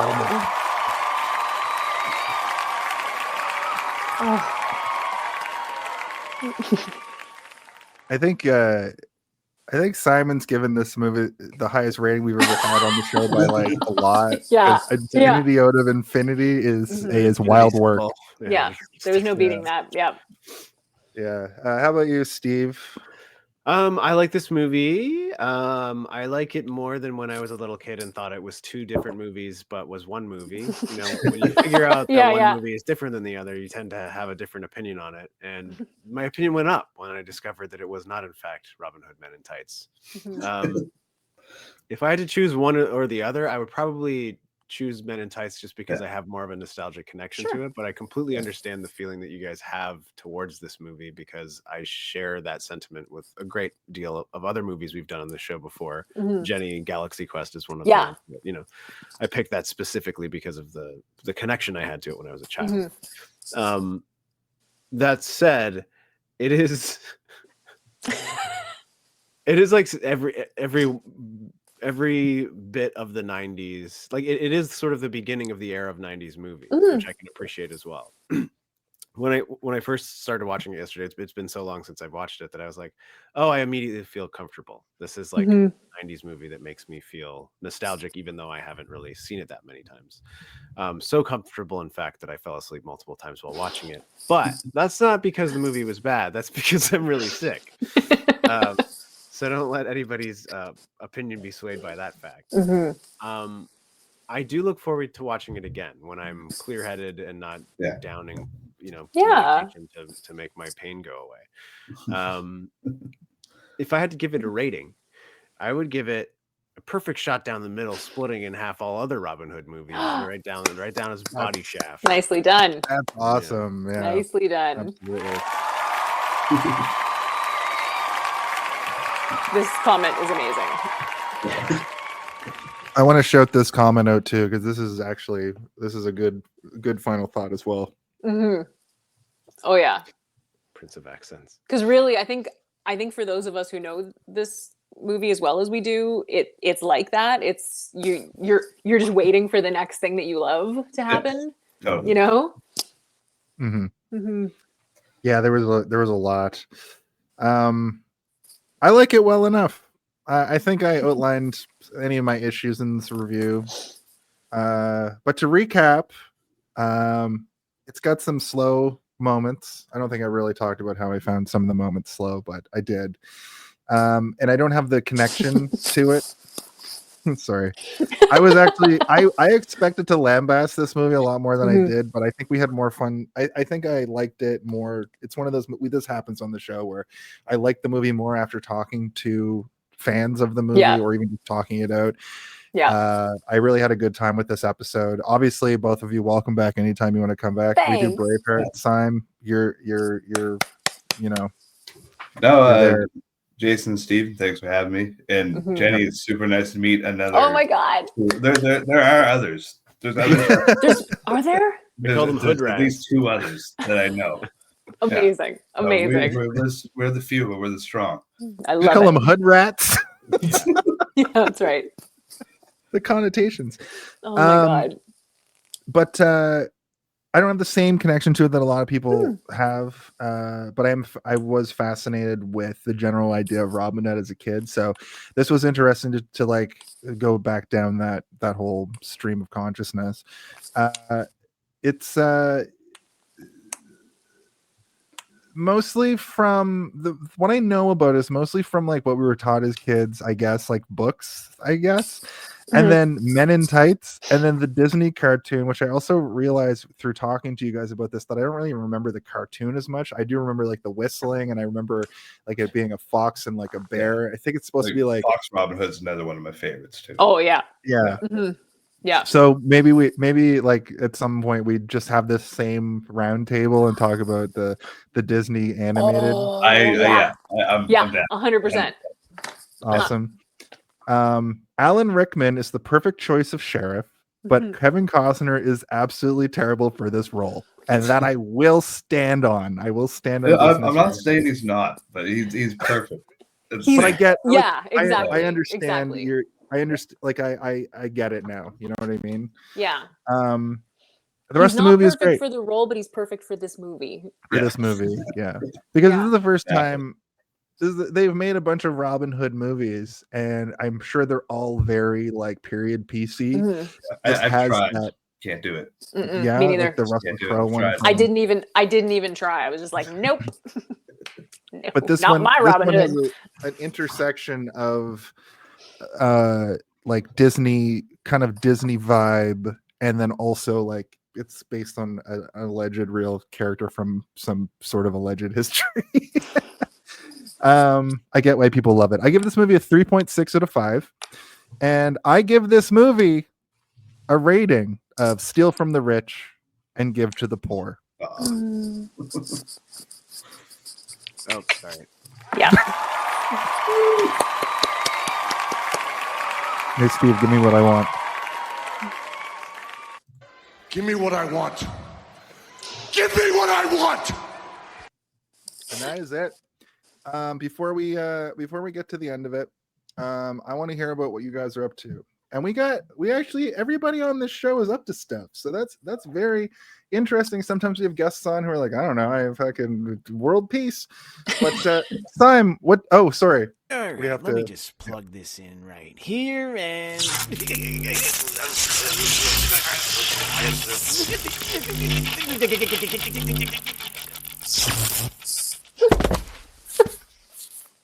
That's right. He died. Yeah, he's dead now.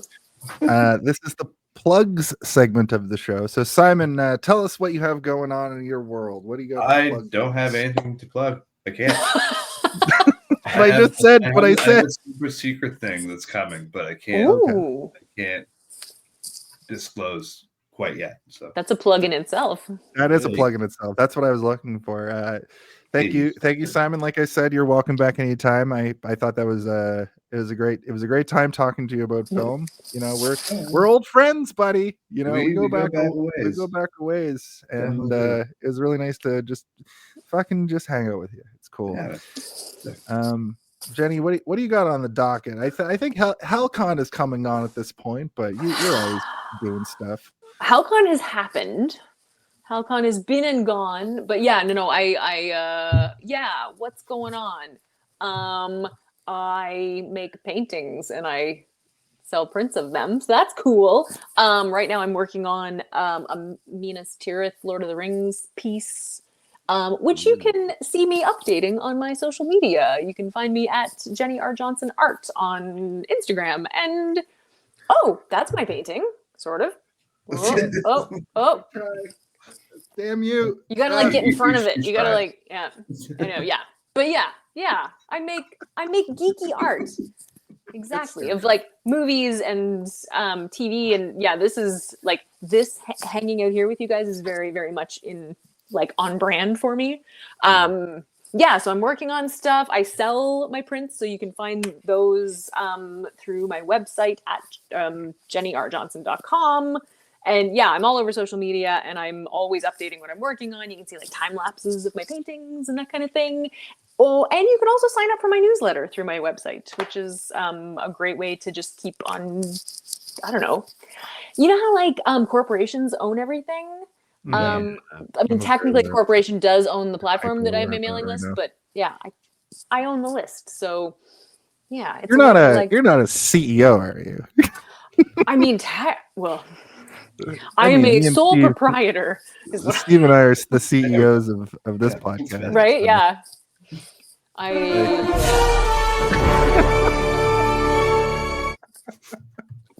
I think we might be safe though. We make negative money on this podcast, so nice. Well, thank you, Jenny. Thank you. You're absolutely welcome to come back anytime. 2025 is going to be, if the world doesn't literally end. Right. I'd like to have you both back here for whatever projects we're working on. I'd love that. Steve, what do you got? What do you got going on besides a virus? Yeah. Believe it or not, my voice is my business. Today it sucks. Oh no. But I am the voice of Darth Theorist, which is a YouTube channel, as well as the Three-Eyed Theorist, also a YouTube channel, where we tell stories. I do the narration as well as all the character voices. I'm also on a channel called F1 City that just dropped recently. Those videos are kind of cool. It's about Formula One racing. I'm not really huge into Formula One racing, but I'm learning a lot about it, which I never thought I'd be like, this is actually pretty interesting. Right. I didn't know that there was this much crazy, like, cutthroat politics and weird design sabotaging and stuff. It's really kind of cool. Other than that, True Crime Stories is the big one that I do. Nice. Where I narrate horrifying tales of murder. If you guys want to hear me being like, she was only 21 years old when her husband had lost his mind. Man is That's Robert. Great. Amazing. And yeah, other than that, I've got a couple of other things that are coming soon, but I'll update as we go. But yeah, awesome. Follow me on those YouTube channels, y'all. That's and your art is also a thing. Yes, I'm also an illustrator. I look up to Jenny R. Johnson. I saw one of your TikToks today, and I was like, "Oh man, that's so." I think it was the Avengers one where. Oh yeah. Yeah. I messaged her immediately to be like, when that print goes on sale, I need it. The shawarma scene. Oh my gosh. Soon. Yeah.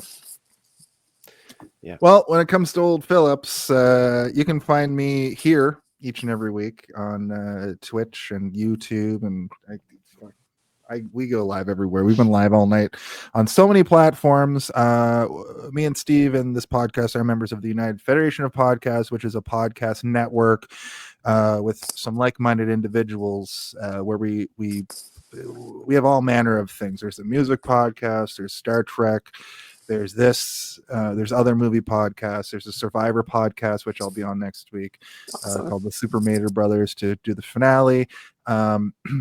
Hey, did you see this one goes live each and every week on all these platforms at 8 p.m. Eastern, and then the following day, usually on Friday, actually always on Friday, I put up the audio version and the on-demand versions on YouTube, so you can find those edited down. We don't have the like pre-show, but that's available for 2 weeks after. Once we get a Patreon in place, we'll zhuzh up the pre-show a little bit more. Right now it's just primarily me reading out the basically fan mail element, but I have plans. Also, I'd like to let everybody know, speaking of Steve Waters illustrations, we have a Redbubble and a TeePublic. If you want to put these things on t-shirts, you can put things like the Grimoire of Familiar Killers, a bi-yearly That's program awesome. we do where we cover the big four. We're running out of big four. We're going to have to switch to a fifth because we're going to be moving on to the 7th iteration of all these films. Freddy, Jason, Michael Myers, and Chucky. Those are big times during the year for us. From our last Grimoire, we have Kill-Aid, the Kill-Aid Man, hybrid of Jason and the Kool-Aid Man busting through doors. That's awesome. And fan favorite, Twinkerbell. Twinkerbell, you can get this on a shirt. Oh my god. Look at this. I told you guys, Hook is my Robin Hood, and Twinkerbell is my Tinkerbell. That's so good. And coming soon for Christmas, I'm going to upload this very soon. You can get the How, Why, Who, What Occurs Stardust t-shirt. That'll be up very soon. And for no reason at all, here's Vanilla Ice dressed as Mark Twain. Just for no reason. Just because it's a funny image. Yeah, thank you. Thank you. So here comes the portion of, this is the last portion of the show. I'll take us home. But I need to ask if at the same time, because we have two guests. All right. If both of you can ask the number one burning question that needs to be asked each and every week. Now, Simon, I'll tell you just straight up, it's the name of the show. Jenny's done this before, and it's basically gone exactly this way. Yep, I saw him get it. I'm going to say 3, 2, 1, and you're going to ask the most burning question that is available to be asked, and that is, of course. Oh, you didn't do the 3, 2, 1. 3, 2, 1. Hey, have you seen this one?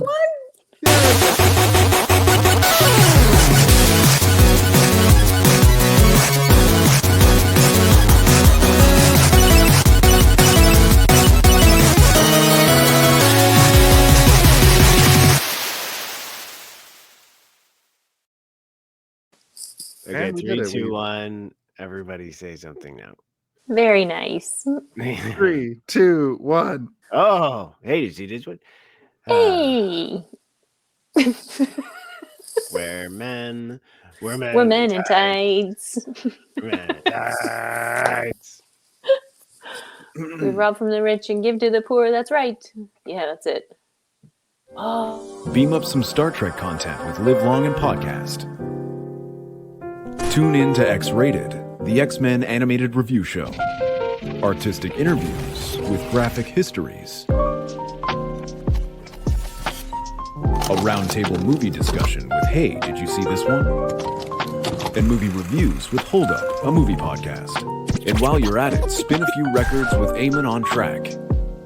Watch us duke it out on trivial debates. And let's chat about TV with the Super Mater Brothers. It's all here on the United Federation of Podcasts.